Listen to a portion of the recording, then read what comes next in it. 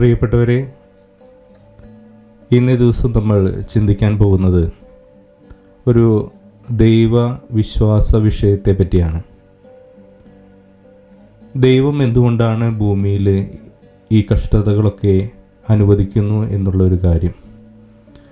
ലോകത്ത് നിരവധി യുദ്ധങ്ങളുണ്ടാകുന്നു, പട്ടിണികളുണ്ടാകുന്നു, ലോകത്ത് നിരവധി മഹാമാരികളുണ്ടാകുന്നു. എന്നാൽ ദൈവം ഇതൊന്നും കാണുന്നില്ലേ? ദൈവമുണ്ടെങ്കിൽ ദൈവം ഇത് അനുവദിക്കുന്നത് എന്ത്? മനുഷ്യരിങ്ങനെ നരകിച്ച് ചാവാനായിട്ട് ദൈവം വിടുന്നത് എന്തുകൊണ്ട് എന്നുള്ള ചോദ്യമാണ് ഇന്ന് നമ്മൾ ചർച്ച ചെയ്യാൻ പോകുന്നത്. ഈ ചോദ്യം ചോദിക്കാത്തവരായിട്ട് ആരും ഉണ്ടാവില്ല. വിശ്വാസികളും അവിശ്വാസികളും നിരീശ്വരവാദികളൊക്കെ ചോദിക്കുന്ന ചോദ്യമാണിത്.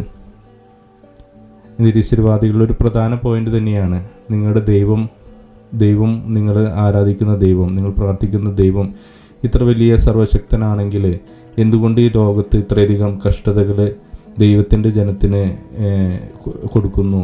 ദൈവത്തിൻ്റെ ജനം എന്തുകൊണ്ടാണ് ഇത്രയും കഷ്ടതകളൊക്കെ അനുഭവിക്കേണ്ടി വരുന്നത് എന്നുള്ളൊരു ചോദ്യം നിരീശ്വരവാദികൾ എപ്പോഴും വിശ്വാസികളുടെ അടുത്ത് ചോദിക്കാറുണ്ട്. അതുപോലെ തന്നെ വിശ്വാസികൾ പലപ്പോഴും തന്നെ തങ്ങളോട് തന്നെ ചോദിക്കാറുണ്ട്, എന്തുകൊണ്ടാണ് ദൈവം ഇതൊക്കെ ഈ ഭൂമിയിൽ സംഭവിക്കുന്നത്? പ്രകൃതി ദുരന്തങ്ങൾ, യുദ്ധം, കലഹം, പല രോഗങ്ങൾ, ഇതൊക്കെ നിരവധി തവണ ഭൂമുഖത്ത് സംഭവിച്ചിട്ടുണ്ട്. നിരവധി പേര് മരിച്ചിട്ടുണ്ട്. നിരപരാധികളായിട്ടുള്ള കുറേ പേര് അതിൽ മരണപ്പെട്ടിട്ടുണ്ട്. പിഞ്ചു കുഞ്ഞുങ്ങൾ യുദ്ധങ്ങളിൽ മരണപ്പെടുന്നു. അപ്പോൾ ഇതൊക്കെ കണ്ടുകൊണ്ടിരിക്കുന്ന ദൈവം എന്ത് ദൈവമാണ്? ഇതെന്തുകൊണ്ട് ദൈവം തടയുന്നില്ല എന്നുള്ള ചിന്ത ഒക്കെ വളരെ പ്രബലമായിട്ട് എല്ലാവരുടെയും ഉള്ളിലുള്ള കാര്യമാണ്. പലരും പല ഉത്തരങ്ങൾ തേടി പോകും. പലരും പല ഉത്തരങ്ങളിലും സംതൃപ്തരാവാറില്ല. ഇവിടെ ഞാൻ ഈ ഒരു ചോദ്യത്തിൻ്റെ ഒരു ഉത്തരം എൻ്റെ ഒരു ചിന്തയിൽ ഞാനിത് പറയാനായിട്ട് ശ്രമിക്കുകയാണ്. ഒരു വിശ്വാസിയെ സംബന്ധിച്ചിടത്തോളം, അതായത് ഒരു ക്രിസ്തീയ വിശ്വാസിയെ സംബന്ധിച്ചിടത്തോളം ഇതിന് വ്യക്തമായിട്ടുള്ളൊരു അടിസ്ഥാനവും അതിന് വ്യക്തമായിട്ടുള്ളൊരു ഉത്തരവുണ്ട്. എന്നാൽ ഒരു വിശ്വാസി അല്ലാത്തവർക്കും മറ്റു മതവിശ്വാസികൾക്കും ഇത് മനസ്സിലാകത്തക്ക രീതിയിൽ പറയുകയാണെങ്കിൽ, നമ്മളൊരു ദൈവത്തെ ഒരു കോമൺ ദൈവമായിട്ട് എടുക്കുകയാണെങ്കിൽ, എല്ലാവർക്കും വേണ്ടിയിട്ടുള്ളൊരു ദൈവത്തെ എടുക്കുകയാണെങ്കിൽ, അതായത് ക്രിസ്ത്യൻ കുറേ ടേമുകൾ നമ്മൾ യൂസ് ചെയ്യാതെ ഇതിനൊന്ന് വിശദീകരിക്കാൻ ശ്രമിച്ചു കഴിഞ്ഞാൽ നമുക്കിങ്ങനെ പറയാനായിട്ട് സാധിക്കും. ദൈവം ഈ ഭൂമിയെ സൃഷ്ടിച്ചു, ഭൂമിയിൽ മനുഷ്യർക്ക് ജന്മം നൽകി, മനുഷ്യരോട് പറഞ്ഞു, ഈ ഭൂമിയെ അവകാശമാക്കിക്കൊണ്ട് നിങ്ങൾ ഈ ഭൂമിയിൽ ജീവിക്കുക, സന്തോഷത്തോടെ ജീവിക്കുക. നിങ്ങൾ അവിടെ ദൈവത്തെ കണ്ടെത്തുക, ദൈവത്തെ തേടുക, ദൈവത്തെ കണ്ടെത്തുക. നിങ്ങളുടെ ജീവിതം കൊണ്ട് ദൈവം ആഗ്രഹിക്കുന്ന രീതിയിൽ നിങ്ങൾ ദൈവത്തിനെ അനുസരിച്ച്, ദൈവത്തിൻ്റെ ആഗ്രഹത്തിനനുസരിച്ച് ജീവിക്കുക. തിന്മയായിട്ടുള്ളത് നിങ്ങൾ വർജിക്കണം, തിന്മയെ നിങ്ങൾ ഉപേക്ഷിക്കണം. നന്മയും തിന്മയും ഓരോരുത്തരുടെയും ഹൃദയങ്ങളിൽ ആലേഖനം ചെയ്തു വെച്ചിട്ടുണ്ട്. ഏതാണ് നന്മയെന്ന് ഏതാണ് തിന്മയെന്ന് നിങ്ങളുടെ ഉള്ളിൽ നിന്ന് നിങ്ങളുടെ മനസ്സാക്ഷി നിങ്ങൾക്ക് ബോധ്യപ്പെടുത്തി തരും. ആ നന്മയാണ് നിങ്ങൾ ഫോളോ ചെയ്യേണ്ടത്. അതുപോലെ നിങ്ങൾ യഥാർത്ഥ ദൈവത്തിൻ്റെ അടുത്തേക്ക് നിങ്ങൾ തിരിയുക, ആ ദൈവത്തെ കണ്ടെത്തുക, ആ ദൈവത്തെ മനസ്സിലാക്കുക.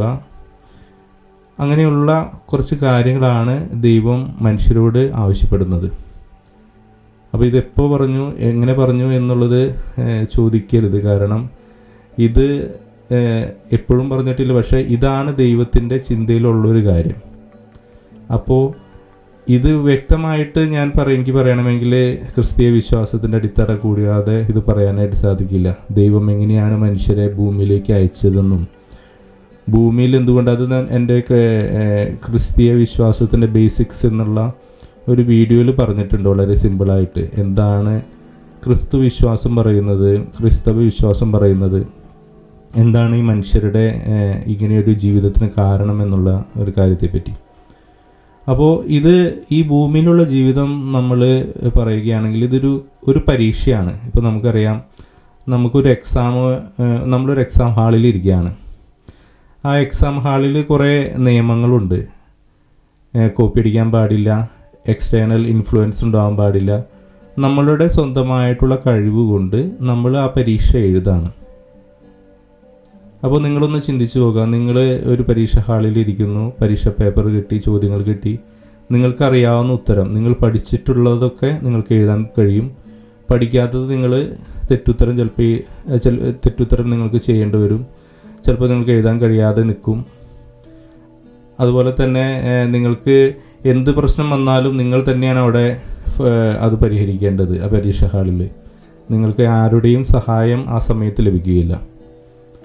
ഭൂമിയിലും അങ്ങനെ തന്നെയാണ്. മനുഷ്യരെ ഭൂമിയിൽ ജനിപ്പിച്ച ദൈവം ഇവിടെ ഭൂമിയിൽ ഈ ഒരു മനുഷ്യന് ജീവിക്കാനും, മനുഷ്യന് ജനിക്കാനും, മനുഷ്യന് ജീവിക്കാനും, മനുഷ്യന് വളരാനും, മനുഷ്യന് നന്മ നേടാനും, മനുഷ്യന് ഉയരാനും ഒക്കെയുള്ള സാഹചര്യങ്ങൾ ഈ ഭൂമിയിൽ സൃഷ്ടിച്ചു കൊടുത്തിട്ടുണ്ട്. അതിനെ നമുക്ക് ഓരോ സിസ്റ്റമായിട്ട് നമ്മളെടുക്കാം. അതായത് ഓരോ സിസ്റ്റം ദൈവം ക്രമീകരിച്ചിട്ടുണ്ട് ഈ ഭൂമിയിൽ. നമ്മുടെ പ്രപഞ്ചത്തിൽ നമുക്ക് ശാരീരികമായ വളർച്ചയ്ക്കുള്ള എല്ലാ കാര്യങ്ങളും ദൈവം കരുതി വെച്ചിട്ടുണ്ട്. സാമൂഹിക വളർച്ചയ്ക്കുള്ള പല കാര്യങ്ങൾ, അങ്ങനെ ദൈവം പല സിസ്റ്റം റൺ ചെയ്യുന്നുണ്ട് ഇവിടെ. അപ്പോൾ അത് നമ്മൾ നോക്കും, ദൈവമല്ലല്ലോ ഇത് റൺ ചെയ്യുന്നതെന്ന് പറയുന്നെങ്കിലും പ്രകൃതി തന്നെ ദൈവത്തിൻ്റെ ഒരു ലോ ആൻഡ് ഓർഡറിലാണ് വർക്ക് ചെയ്യുന്നത്. അതായത് നമുക്കറിയാം പ്രകൃതിയിൽ കുറേ നിയമങ്ങളുണ്ട് അല്ലേ. നമ്മളെല്ലാവരും നിസ്തർക്കമായിട്ട് പറയുന്നൊരു കാര്യമാണ് ഭൂമിയുടെ അടിസ്ഥാനം എന്ന് പറയുന്നത്. ഇപ്പോൾ നമ്മുടെ സ്ഫടികം സിനിമയിൽ പറയുന്ന പോലെ ഭൂമിയുടെ അടിസ്ഥാനം മാത്തമാറ്റിക്സിലാണെന്ന് പറയുന്നത് പോലെ തന്നെ വളരെ യാഥാർത്ഥ്യമായിട്ടുള്ളൊരു കാര്യമാണ്. അതായത് ഒരു കണക്കുണ്ട് എല്ലാ കാര്യങ്ങൾക്കും. ഭൂമിയിലുള്ള എല്ലാ കാര്യങ്ങൾക്കും ഒരു കണക്കുണ്ട്. നമുക്കറിയാം ഒരു ചെടി വളർന്നു വരുമ്പോൾ ആ ഇല ഉണ്ടാകുന്ന ഒരു അറേഞ്ച്മെൻറ്റ്, അതിൻ്റെ പൂവിൻ്റെ അറേഞ്ച്മെൻറ്റ് നമ്മളറിയാം. നമ്മൾ കണക്കിൽ പഠിച്ചിട്ടുള്ള ഫിബ്നോസി സീരീസ് എന്ന് പറയുന്ന ഒരു രീതി, ഒരു അറേഞ്ച്മെൻറ്റ് രീതി, അതൊക്കെ പൂക്കളിൽ നിന്നും അത് നമ്മൾ കണ്ടെത്തിയിട്ടുണ്ട്. അങ്ങനെയുള്ള ഒരു അറേഞ്ച്മെൻറ്റിൽ കൂടെയാണ് പൂക്കളൊക്കെ സൃഷ്ടിക്കപ്പെടുന്നതും അതിൻ്റെ അറേഞ്ച്മെൻറ്റൊക്കെയാണ്. അതുപോലെ പ്രകൃതിയിൽ എവിടെ നോക്കിയാലും നമുക്ക് ഇതിനൊരു ക്രമം ഉണ്ടാവും, ഒരു നിയമം ഉണ്ടാവും അതിൻ്റെ പിറകിൽ. അപ്പോൾ ബേസിക്കായിട്ടുള്ളൊരു ലോ അത് തെറ്റിക്കാറില്ല. അങ്ങനെ അപൂർവമായിട്ട് പല അബ്നോർമൽ സിറ്റുവേഷൻ ഉണ്ടാവുന്നല്ലാതെ നോർമലി ഒരു പ്രകൃതിയിൽ ഒരു ബേസിക് നിയമങ്ങളുണ്ടാവും. ആ നിയമങ്ങളിൽ കൂടെയാണ് എല്ലാ കാര്യങ്ങളും നടന്നു പോകുന്നത്. അതിന് പ്രത്യേകിച്ച് മാറ്റം വരില്ല. അപ്പോൾ ആ നിയമം തന്നെ അത് ദൈവത്തിൻ്റെ ഒരു പരിപാലന എന്നാണ് നമ്മൾ അതിനെ വ്യാഖ്യാനിക്കേണ്ടത്. ദൈവം മനുഷ്യർക്ക് നിയമം കൊടുത്ത പോലെ തന്നെ ഈ പ്രപഞ്ചം റൺ ചെയ്യുന്നതൊക്കെ ഓരോ നിയമങ്ങളിലാണ്. അപ്പോൾ അത് പ്രകൃതി തെറ്റിക്കാറില്ല. നിയമം പ്രകൃതി എല്ലാ കാര്യങ്ങളും ആ ദൈവം കൊടുത്ത ഒരു നിയമത്തിനനുസരിച്ചാണ് പ്രകൃതി വളർന്നുകൊണ്ടിരിക്കുന്നതും എല്ലാ കാര്യങ്ങളും ചെയ്യുന്നതും. ഒരു സസ്യം തൻ്റെ പ്രജനനം നടത്തിക്കൊണ്ട് കൂടുതൽ ചെടികളെ സൃഷ്ടിക്കുന്നു. അതുപോലെ തന്നെ മൃഗങ്ങൾ പെറ്റുപെരുകുന്നു. മൃഗങ്ങൾ ഭക്ഷണത്തിന് വേണ്ടിയിട്ട് മറ്റുള്ള മൃഗങ്ങളെ ആശ്രയിക്കുന്നു, സസ്യങ്ങളെ ആശ്രയിക്കുന്നു. ദഹനക്രിയ, അവർ കുട്ടികളെ നോക്കുന്നു, വളർത്തുന്നു, അതിനുശേഷം അവരെ സമൂഹത്തിലേക്ക് വിടുന്നു. അങ്ങനെ ഒരു സിസ്റ്റം ക്രമമായിട്ട് അത് പണ്ട് മുതൽ നടക്കുന്ന കാര്യം ഇപ്പോഴും നടന്നുകൊണ്ടിരിക്കുന്നു. അതിന് അവർക്ക് പ്രത്യേകിച്ച് മാറ്റങ്ങളൊന്നും സംഭവിച്ചിട്ടില്ല. വളരെ അപൂർവമായിട്ട് അവിടെ ഇവിടെയൊക്കെ പല അബ്നോർമൽ സിറ്റുവേഷൻസ് കൊണ്ട്, അല്ലെങ്കിൽ എന്തെങ്കിലും ഒരു വൈകല്യം കൊണ്ട്, നമുക്കങ്ങനെ പറയാം, ഒരു വൈകല്യം എന്ന് പറയും. എപ്പോഴാണ് ഒരു വൈകല്യം എന്ന് പറയുന്നത്? പ്രകൃതിയായിട്ട്, അതായത് ഒരു സാധാരണഗതിയിലുള്ള ഒരു കാര്യം എപ്പോഴെങ്കിലും അത് അബ്നോർമലായിട്ട് നടക്കുകയാണെങ്കിൽ നമ്മളതിനെ ഒരു വൈകല്യമായിട്ട് കാണാറുണ്ട്. അതായത് രണ്ട് കൈയും കൂടിയാണ് ഒരു മനുഷ്യൻ സൃഷ്ടിക്കപ്പെട്ടതെങ്കിൽ ഒരു കൈയായിട്ട് ഒരു മനുഷ്യൻ ജനിച്ചു കഴിഞ്ഞാൽ നമ്മളതിനൊരു വൈകല്യമായിട്ട് കണക്കാക്കും. നമുക്ക് വേണമെങ്കിൽ പറയാം, വേണമെങ്കിൽ ചിന്തിക്കാം, രണ്ട് കൈയുമുള്ളവനും വൈകല്യമുള്ളവനാണ്, എന്നാൽ ഒരു കൈയുള്ളവനാണ് ശരിയായ സൃഷ്ടി എന്ന് പറഞ്ഞു കഴിഞ്ഞാൽ അതൊരു ആവശ്യം. അപ്പോൾ നമ്മളെപ്പോഴും കാണുന്നത് മെജോറിറ്റി ആയിട്ടുള്ള കാര്യത്തെ പറ്റിയാണ് ബേസ് ചെയ്തിട്ടാണ് എല്ലാത്തിനെയും നമ്മൾ വ്യാഖ്യാനിക്കുന്നത്, മനസ്സിലാക്കുന്നതും. അപ്പോൾ നമുക്കറിയാം പ്രകൃതിയിൽ തന്നെ എല്ലാത്തിനും ഒരു ക്രമമുണ്ട്, എല്ലാം നടക്കുന്നതൊരു നിയമത്തിൻ്റെ പുറത്താണെന്ന്. അപ്പോൾ ഇത് തന്നെയാണ് മനുഷ്യൻ്റെ കാര്യത്തിലും. പക്ഷേ മനുഷ്യന് പ്രത്യേകമായിട്ട് ദൈവം അനുവദിച്ചു കൊടുത്ത ഒരു കാര്യം എന്ന് പറയുന്നത് ഒരു സ്വാതന്ത്ര്യം എന്നുള്ളത്, അതായത് ചിന്തിക്കാനുള്ള ഒരു കഴിവ് കൊടുത്തത് യഥാർത്ഥത്തിൽ ദൈവം കൊടുത്തിരിക്കുന്നത് മനുഷ്യൻ്റെ പ്രകൃതി നിയമങ്ങളെ വരെ അവന് മാറ്റി എഴുതാനായിട്ടുള്ള കഴിവാണ് കൊടുത്തിരിക്കുന്നത്. അതായത് നോർമലായിട്ടുള്ള എല്ലാ കാര്യങ്ങളെയും അവന് തകിടം മറിക്കാം, എന്തു വേണമെങ്കിലും അവന് ചിന്തിക്കാം, മാറ്റം വരുത്താം, എന്തു വേണമെങ്കിലും ചെയ്യാനുള്ള ഒരു സ്വാതന്ത്ര്യമാണ് വിശേഷാൽ മനുഷ്യന് ലഭിച്ചിട്ടിരിക്കുന്നത്. ഇത് മറ്റു പല ജീവികൾക്കും ഇല്ലാത്തൊരു കാര്യമാണ്. അവർ ചെയ്തിരിക്കുന്ന റുട്ടീൻസ് അതുപോലെ തന്നെ ഇപ്പോഴും ഫോളോ ചെയ്തുകൊണ്ടിരിക്കുന്നു, വർഷങ്ങളായിട്ട് ഇങ്ങനെ ഫോളോ ചെയ്തുകൊണ്ടിരിക്കുന്നു. അതിൽ ചില പ്രകൃതിയുടെ കാര്യങ്ങൾക്കനുസരിച്ച് ചിലവരുടെ സ്വഭാവത്തിൽ മാത്രം മാറ്റങ്ങൾ വരുത്താറുണ്ട്. അവർ പ്രകൃതിക്ക് ഇണങ്ങുന്ന വിധത്തിൽ അവരുടെ ജീവിതം കൊണ്ടുപോകാറുണ്ട്. അത് താരതമ്യം ചിലപ്പോൾ പല യുക്തിവാദികൾ പറയുന്ന കാര്യമാണ്, മനുഷ്യനെ പോലെ തന്നെ മൃഗങ്ങൾ ചെയ്യാറുണ്ട്, ചിമ്പാൻസികളും പലരുമൊക്കെ പല രീതിയിൽ അവർ തന്നെ മാറ്റങ്ങൾ വരുത്താറുണ്ട് എന്നുള്ളതൊക്കെ. പക്ഷേ യഥാർത്ഥത്തിൽ നോക്കിയാൽ അറിയാം, ഈ മൃഗങ്ങളൊക്കെ തങ്ങളുടെ ആവാസ വ്യവസ്ഥയ്ക്ക് അനുസരിച്ച് മാത്രമാണ് തങ്ങളുടെ നിയമങ്ങൾ മാറ്റി അവരുടെ രീതിയിൽ ജീവിക്കാൻ വേണ്ടി മാത്രമാണ് അവരങ്ങനെ ഫോളോ ചെയ്തു പോകുന്നത്. എന്നാൽ മനുഷ്യൻ അങ്ങനെയല്ല. മനുഷ്യന് സ്വാതന്ത്ര്യമുള്ളതുകൊണ്ട് എന്ത് വേണമെങ്കിലും ഉടൻ തന്നെ പെട്ടെന്നൊക്കെ അവന് മാറ്റങ്ങൾ വരുത്താം, പല രീതിയിൽ ചിന്തിക്കാം, പല രീതിയിൽ കള്ളങ്ങൾ പറയാം, പല കാര്യങ്ങൾ ഒളിച്ചു വയ്ക്കാം. അങ്ങനെയൊക്കെ നിരവധി സ്വാതന്ത്ര്യം മനുഷ്യന് തന്നിലുണ്ട്. അപ്പോൾ മനുഷ്യൻ്റെ കയ്യിൽ ദൈവം ആ ഒരു സ്വാതന്ത്ര്യം കൊടുത്തതുകൊണ്ട് മനുഷ്യൻ ഈ പ്രകൃതിയെ തകിടം മറിക്കാനായിട്ടുള്ള കഴിവും കൂടി മനുഷ്യന് കിട്ടിയിട്ടുണ്ട്. അതാണ് നമ്മൾ പലപ്പോഴും പ്രകൃതിയിൽ കാണുന്ന പല പ്രശ്നങ്ങളുടെയും കാരണം. നമുക്കറിയാം എന്തുകൊണ്ടാണ് നമുക്ക് ഇത്രയും പ്രളയം ഇടയ്ക്കൊക്കെ സംഭവിക്കുന്നത്, അതിൽ ചൂട് ഇത്ര വളരെ അനധികൃതമായിട്ട് കൂടുന്നു. പലരും പറയുന്ന കാര്യം, നമ്മൾ വളരെയധികം കാർബൺ പുറപ്പെടുവിക്കുന്നു, അത് പ്രകൃതിയെ ദോഷം ചെയ്യുന്നു. അപ്പോൾ അത് മനുഷ്യരല്ല അത് ചെയ്യല്ല, മൃഗങ്ങളല്ല ചെയ്തത്, അത് മനുഷ്യരാണ് ഈ ഭൂമിയിൽ ചെയ്യുന്ന ഒരു കാര്യം. അതുപോലെ തന്നെ പല പ്രശ്നങ്ങളുടെയും പല മഹാമാരികളുടെയും പിറകിൽ എന്താണ്, മനുഷ്യൻ്റെ ശ്രദ്ധക്കുറവ്, അല്ലെങ്കിൽ മനുഷ്യൻ പല രീതിയിൽ മറ്റുള്ളവരെ നശിപ്പിക്കാൻ വേണ്ടി ഉണ്ടാക്കുന്ന വൈറസുകളോ, അല്ലെങ്കിൽ മനുഷ്യൻ്റെ ആർത്തി മൂലം മറ്റുള്ളവരെ ആക്രമിക്കാൻ തുടങ്ങുന്നതോ, അല്ലെങ്കിൽ ഏതെങ്കിലും വർഗത്തിന് വേണ്ടിയിട്ട് വേറൊരു വർഗം ആ വർഗത്തെ കീഴ്പ്പെടുത്താൻ വേണ്ടിയിട്ട് ശ്രമിക്കുന്ന കാര്യങ്ങൾ, അതുകൊണ്ടുണ്ടാകുന്ന പ്രശ്നങ്ങളാണ് ഈ ലോകത്ത് ഭൂരിഭാഗമുള്ള പ്രശ്നങ്ങൾ അല്ലേ. അത് മനുഷ്യൻ തന്നെ വേറൊരു മനുഷ്യനെ നശിപ്പിക്കാൻ വേണ്ടി ഉണ്ടാക്കിയ കാര്യങ്ങളാണ്. പല കാര്യങ്ങളും അതുപോലെ തന്നെയാണ്. അതിൽ കൂടാതെ തന്നെ നിരവധി നമുക്കറിയാം, പ്രകൃതിയിൽ തന്നെ പല സിറ്റുവേഷൻസ് നമ്മൾ എന്താണ് ആഗ്രഹിക്കുന്നത്, നമ്മൾ ആഗ്രഹിക്കുന്ന ഒരു കാലാവസ്ഥ എന്ന് പറയുന്നത് ഒരു 22 ഡിഗ്രി സെൽഷ്യസിൽ അധികം ചൂടില്ലാതെ അധികം തണുപ്പില്ലാതെ എനിക്ക് കറക്റ്റായിട്ട് എല്ലാ ദിവസവും എല്ലാ കാര്യങ്ങളും കിട്ടിക്കൊണ്ടിരിക്കണം, പ്രകൃതി അതുപോലെ എനിക്ക് ചെയ്തു തരണം എന്നൊക്കെയാണ് മനുഷ്യൻ്റെ സങ്കല്പം. മനുഷ്യൻ എന്ത് ബേസിലാണ് ഇതൊക്കെ ആഗ്രഹിക്കുന്നതെന്നാണ് നമ്മൾ ചിന്തിക്കേണ്ടത്. മനുഷ്യനുണ്ടാക്കിയ പ്രപഞ്ചമാണെങ്കിൽ ഓക്കെ, ഇതിനൊക്കെ ആഗ്രഹിക്കുന്നതിലൊക്കെ അർത്ഥമുണ്ട്. പക്ഷേ മനുഷ്യൻ അറിയാതെ തന്നെ ഉള്ളിൽ ആഗ്രഹിക്കുന്ന കാര്യം ഇതൊക്കെ തന്നെയാണ്. എനിക്കെപ്പോഴും ഈ ഒരു ടെമ്പറേച്ചർ, ഈ കാലാവസ്ഥയിൽ എപ്പോഴും എൻ്റെ ജീവിതം സുഖമാവണം എന്നുള്ളത്. മനുഷ്യൻ അങ്ങനെ ആഗ്രഹിക്കാനുള്ള എന്ത് അവകാശമാണുള്ളത്?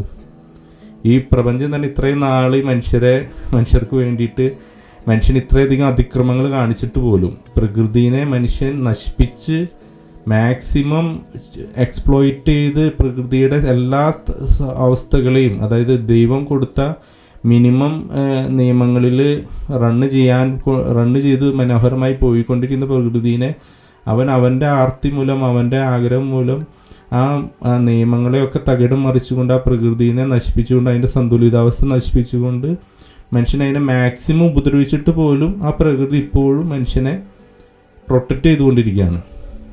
അതായത് ദൈവത്തെ അനുസരിച്ചുകൊണ്ട് ആ പ്രകൃതി ഇപ്പോഴും റൺ ചെയ്തുകൊണ്ടിരിക്കുകയാണ്, അല്ലെങ്കിൽ ദൈവപരിപാലനം ഇപ്പോഴും നമ്മളോടൊപ്പമുണ്ട്. അപ്പോൾ ഇങ്ങനെയുള്ള സാഹചര്യത്തിലാണ് നമ്മൾ ജീവിക്കുന്നത്. അപ്പോൾ നമ്മുടെ സിറ്റുവേഷൻ നമ്മളെപ്പോഴും മനസ്സിലാക്കണം. നമ്മൾ അത്രയധികം നല്ലവരായിട്ട് ജീവിക്കുന്നവരാണോ? അപ്പോൾ ഈ ഭൂമി മനുഷ്യർക്ക് തന്നു, മനുഷ്യരോട് പറഞ്ഞു നല്ല രീതിയിൽ ഈ ഭൂമിയെ നോക്കണം, ഒന്നാമത്തെ കാര്യം. രണ്ടാമത്, നിങ്ങളവിടെ നല്ല രീതിയിൽ ജീവിക്കുക, നിങ്ങൾ സന്തോഷത്തോടെ ജീവിക്കുക, നല്ല രീതിയിൽ ജീവിക്കുക, പെറ്റുപെരുകിക്കൊണ്ട് ജീവിക്കുക എന്നുള്ള കാര്യം കൂടി പറഞ്ഞു. അതുപോലെ തന്നെ മനുഷ്യൻ നിങ്ങൾക്ക് എന്ത് വേണമെങ്കിലും സ്വീകരിക്കാം, നിങ്ങൾക്ക് തിന്മ സ്വീകരിക്കാം, നന്മ സ്വീകരിക്കാം, നിങ്ങളുടെ ഇഷ്ടം, നിങ്ങളുടെ സ്വാതന്ത്ര്യം. നിങ്ങൾ നന്മയിൽ കൂടെയാണ് ജീവിക്കുന്നതെങ്കിൽ നിങ്ങൾക്ക് തിരിച്ചുള്ള ജീവിതത്തിൽ നിങ്ങൾക്ക് സ്ഥാനമുണ്ടെന്നുള്ള കാര്യം. അതുപോലെ തന്നെ നമ്മൾ നേരത്തെ പറഞ്ഞ പോലെ തന്നെ ഒരു എക്സാം എഴുതുന്നു നിങ്ങൾ. ആ പരീക്ഷ ഒരു ടെസ്റ്റ്, അതിപ്പോൾ എക്സാം എന്നുള്ള പരീക്ഷ ഹാളിൽ തന്നെ വേണ്ട, ഒരു ഫിസിക്കൽ ടെസ്റ്റാണെന്ന് വിചാരിക്കും. നല്ല രീതിയിൽ ഓടിക്കഴിഞ്ഞ് കഴിഞ്ഞാൽ, നല്ല രീതിയിൽ ഇത്ര റൗണ്ട് നല്ല രീതിയിൽ ഓടിക്കഴിഞ്ഞ് ഫസ്റ്റ് എത്തുന്നവർക്ക് നിങ്ങൾക്ക് സമ്മാനം എന്നുള്ള കാര്യമാണ്. അപ്പോൾ അവിടെ വേണമെങ്കിൽ നമുക്ക് ഉഴപ്പി ഓടാതിരിക്കാം, ഓട്ടത്തിലിടയിൽ വെച്ച് നിർത്താം, തിരിച്ചോടാം, എന്ത് വേണമെങ്കിലും ചെയ്യാം, നമ്മുടെ സ്വാതന്ത്ര്യം. അപ്പോൾ ഓരോരുത്തർക്കും കൊടുത്തിരിക്കുന്ന സ്വാതന്ത്ര്യമാണത്. അപ്പോൾ മനുഷ്യനെ ഉപദ്രവിക്കുന്നു, വേറൊരു മനുഷ്യനെ ഉപദ്രവിക്കുന്നു, അവൻ്റെ സ്വാതന്ത്ര്യം ഉപയോഗിച്ച് വേറൊരു മനുഷ്യനെ ഉപദ്രവിക്കുന്നു. അപ്പോൾ ഇതിലൊക്കെ മനുഷ്യർക്കാണ് ഈ ഭൂമി. അവിടെ ദൈവത്തിന് വന്ന് പ്രവർത്തിക്കാനുള്ളതല്ല ഭൂമി. മനുഷ്യർക്ക് വേണ്ടി സൃഷ്ടിക്കപ്പെട്ടത് മനുഷ്യന് പ്രവർത്തിക്കാൻ വേണ്ടിയിട്ടുള്ളതാണ്. എപ്പോഴാണ് ദൈവം പ്രവർത്തിക്കുന്നതെന്ന് വെച്ച് കഴിഞ്ഞാൽ ഈ ഭൂമിയുടെ ഒരു കാലം ദൈവം തീരുമാനിച്ചിട്ടുണ്ട്, മനുഷ്യൻ്റെ ഒരു കാലം. ആ കാലം കഴിയുമ്പോൾ നമ്മൾ എക്സാം പറയുന്ന പോലെ എക്സാമിൻ്റെ ബെല്ലടിക്കുമ്പോൾ എക്സാം തീരും. അപ്പോൾ ദൈവം വരും. ദൈവം ഓരോരുത്തരോട് പറയും, നീ ഇന്ന കാര്യങ്ങൾ ചെയ്തു, നീ ഇതുപോലെ എക്സാം എഴുതി, നിനക്ക് ഇത്ര മാർക്ക്, നീ ഇത്ര എക്സാം നല്ല രീതിയിൽ ചെയ്തു, നിനക്ക് ഇത്ര മാർക്ക് എന്ന് പറഞ്ഞ് ദൈവം അവിടെ ഒരു വിധിയിടും. അപ്പോൾ അവിടെയാണ് ദൈവത്തിന് പ്രവർത്തിക്കാനുള്ള ഒരു ഇതുള്ളത്. അല്ലെങ്കിൽ നിങ്ങൾ വിചാരിക്കുക, നിങ്ങളെ അടുത്ത് വന്ന് നിങ്ങളെ പഠിപ്പിച്ച അധ്യാപകൻ തന്നെ നിങ്ങളുടെ അടുത്ത് വന്ന് നിങ്ങളുടെ ബെഞ്ചിൻ്റെ അപ്പുറത്ത് ഇരുന്നു കൊണ്ട് നിങ്ങൾക്ക് എല്ലാ ചോദ്യങ്ങൾക്കും ഉത്തരം പറഞ്ഞു തരികയാണെങ്കിൽ അതൊരു എക്സാം ആവോ? അത് ശരിയായ രീതിയാവോ? നിങ്ങൾ പരീക്ഷയ്ക്ക് ഉത്തരം കിട്ടാതെ ഇങ്ങനെ വിഷമിച്ചുകൊണ്ടിരിക്കുമ്പോൾ നിങ്ങളുടെ അധ്യാപകൻ വന്ന് നിങ്ങളോട് അതിൻ്റെ ഉത്തരം പറഞ്ഞു കൊടുക്കുകയാണ്, എഴുതിക്കോ മോനെന്ന് ഒരാളോട് മാത്രം പറഞ്ഞു കൊടുക്കുകയാണെന്ന് വിചാരിക്കും. ആ ഒരു അധ്യാപകൻ ചെയ്യുന്നത് നീതിയാണോ? അല്ലെങ്കിൽ എല്ലാവർക്കും പറഞ്ഞു കൊടുക്കാമെന്നായിരിക്കും. പിന്നെ എന്തിനാണ് ടെസ്റ്റ്? അധ്യാപകൻ തന്നെ എല്ലാവർക്കും എല്ലാ ഉത്തരങ്ങളും ഓരോ ക്വസ്റ്റ്യനും വായിച്ചുകൊണ്ട് അതിൻ്റെ ഉത്തരം പറഞ്ഞു കൊടുക്കുന്നു, എല്ലാവരെയും എഴുതാനായിട്ട് സഹായിക്കുന്നു എന്നുള്ള സിറ്റുവേഷൻ വന്നു കഴിഞ്ഞാൽ ആ ടെസ്റ്റിൻ്റെ അർത്ഥം എന്താണ്? ആ ടെസ്റ്റിൻ്റെ ആവശ്യമുണ്ടോ? അങ്ങനെയാണെങ്കിൽ ഈ ഭൂമി സൃഷ്ടിക്കേണ്ടതുണ്ടോ? ഇത്രയും മനുഷ്യർ ഇവിടെ ജനിക്കേണ്ടതുണ്ടോ? മനുഷ്യന് ദൈവത്തിന് ഇങ്ങനെ പ്രവർത്തിക്കാനാണ് വിചാരിക്കുന്നതെങ്കിൽ, ദൈവം ഇങ്ങനെ പ്രവർത്തിക്കാനാണ് ആഗ്രഹിക്കുന്നതെങ്കിൽ എന്തിനീ മനുഷ്യനെ ഭൂമിയിലുണ്ടാക്കി ഭൂമിയിൽ വളർത്തി ഈ പരിപാടി കഴിക്കുന്നു? നേരത്തെ തന്നെ മനുഷ്യൻ ഇങ്ങനത്തെ കാര്യം ചെയ്യാതിരുന്നാൽ പോരെ? പലരും ചോദിക്കുന്നു അതും കൂടി വേണം, എന്തിനാണ് മനുഷ്യനെ ജനിപ്പിച്ചിരുന്നത്? അപ്പോൾ അവിടെ ദൈവത്തിനൊരു പദ്ധതിയുണ്ട്, അല്ലെങ്കിൽ അങ്ങനെയാണ് ദൈവം ആഗ്രഹിക്കുന്നത്. അതിൻ്റെ പിറകിൽ പല കാരണങ്ങളുമുണ്ട്.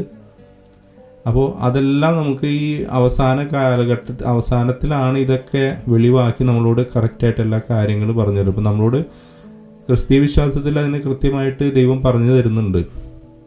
എന്തുകൊണ്ട് മനുഷ്യനെ ഭൂമിയിലേക്ക് അയച്ചു?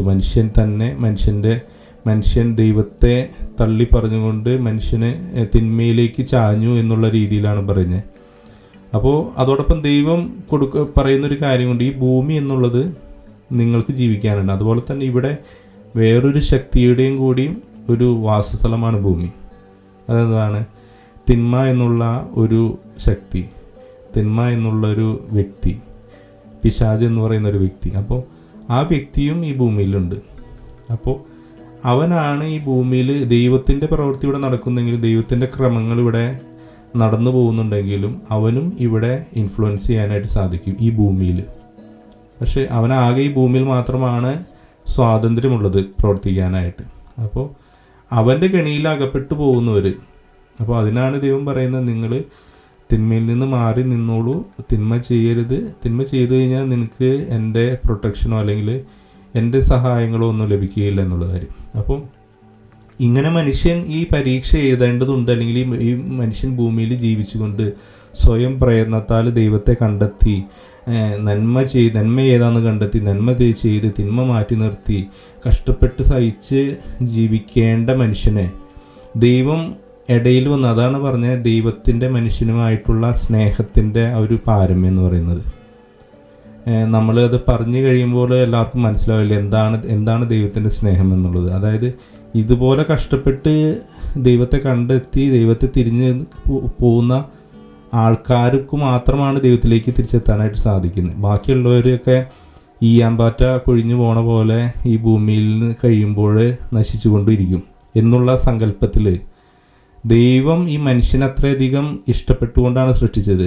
എന്തുകൊണ്ടാണെന്ന് വെച്ച് കഴിഞ്ഞാൽ ഈ മനുഷ്യൻ ദൈവത്തിൻ്റെ പോലെ തന്നെ രീതിയിൽ, എന്നാൽ ദൈവത്തിൻ്റെ ശക്തികൾക്ക് അതേപോലെയല്ല എങ്കിൽ തന്നെയും ദൈവത്തിൻ്റെ പോലെ, അതായത് ദൈവത്തിൻ്റെ പോലെ എന്ന് പറയുമ്പോൾ ഈ മനുഷ്യൻ്റെ എന്താണ് വലിയൊരു പ്രത്യേകതയായിട്ട് പറയുന്നത്, മനുഷ്യന് എപ്പോഴും സ്നേഹം ആവശ്യമാണ് അല്ലേ.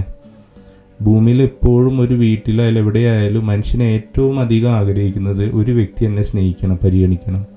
മറ്റു വ്യക്തി, നമ്മളെപ്പോഴും ഈ ഭൂമിയിലുണ്ടാകുന്ന ഒരു 90% പ്രശ്നങ്ങളുടെയും പിറകിൽ സ്നേഹത്തിൻ്റെ കാര്യങ്ങളായിരിക്കാം. ഭാര്യയ്ക്ക് ഭർത്താവിനോട് സ്നേഹമില്ല, അല്ലെങ്കിൽ സ്നേഹം കൊടുക്കുന്നില്ല. ഭർത്താവ് പറയും ഭാര്യ എന്നോട് മര്യാദയ്ക്ക് സ്നേഹിക്കുന്നില്ല. മക്കൾ പറയും എന്നെ അമ്മ സ്നേഹിച്ചില്ല, എൻ്റെ മാതാപിതാക്കൾ സ്നേഹിച്ചില്ല, അല്ലെങ്കിൽ കൂട്ടുകാരെ സ്നേഹിച്ചില്ല എന്ന് പറയുന്ന ഒരു വ്യക്തിയുടെ ജീവിതത്തിലെ മെയിൻ, ഏത് കോടീശ്വരനായിക്കൊള്ളട്ടെ പാവപ്പെട്ടവനായിക്കൊള്ളട്ടെ, അവൻ്റെ ജീവിതത്തിലെ മെയിൻ സംഭവം എന്ന് പറയുന്നത് ഈ സ്നേഹമാണ്. ഈ സ്നേഹം എന്ന് പറയുന്നത് പ്രകൃതിയിൽ എല്ലാ ജീവികളിലും അതുണ്ട് അല്ലേ. ഒരു സ്നേഹത്തിൻ്റെ ഒരു അംശമുണ്ട്. പക്ഷേ മനുഷ്യൻ്റെ സ്നേഹം എന്ന് പറയുന്നത് കുറച്ചും കൂടിയും വ്യത്യസ്തമാണ്. ഒരു ജീവിക്ക് ചിലപ്പോൾ ഒരു പീരീഡ് നേരത്തേക്ക് മാത്രമായിരിക്കും ആ ഒരു സ്നേഹം ഉണ്ടാകുന്നത്. അതായത് ചിലപ്പോൾ മക്കളോടുള്ള സ്നേഹം ആ ജീവിക്ക് ആ ഗർഭാവസ്ഥ കഴിഞ്ഞ് കുഞ്ഞ് ജനിച്ചതിന് ശേഷം കുറച്ച് നാളുകൾ മാത്രമായിരിക്കും ഒരു ഇൻഫ്ലുവൻസ് ചെയ്യുന്നത്. അതിനുശേഷം ആ മക്കളോട് അത്രയും സ്നേഹം ചിലപ്പോൾ തോന്നിക്കുന്നില്ല.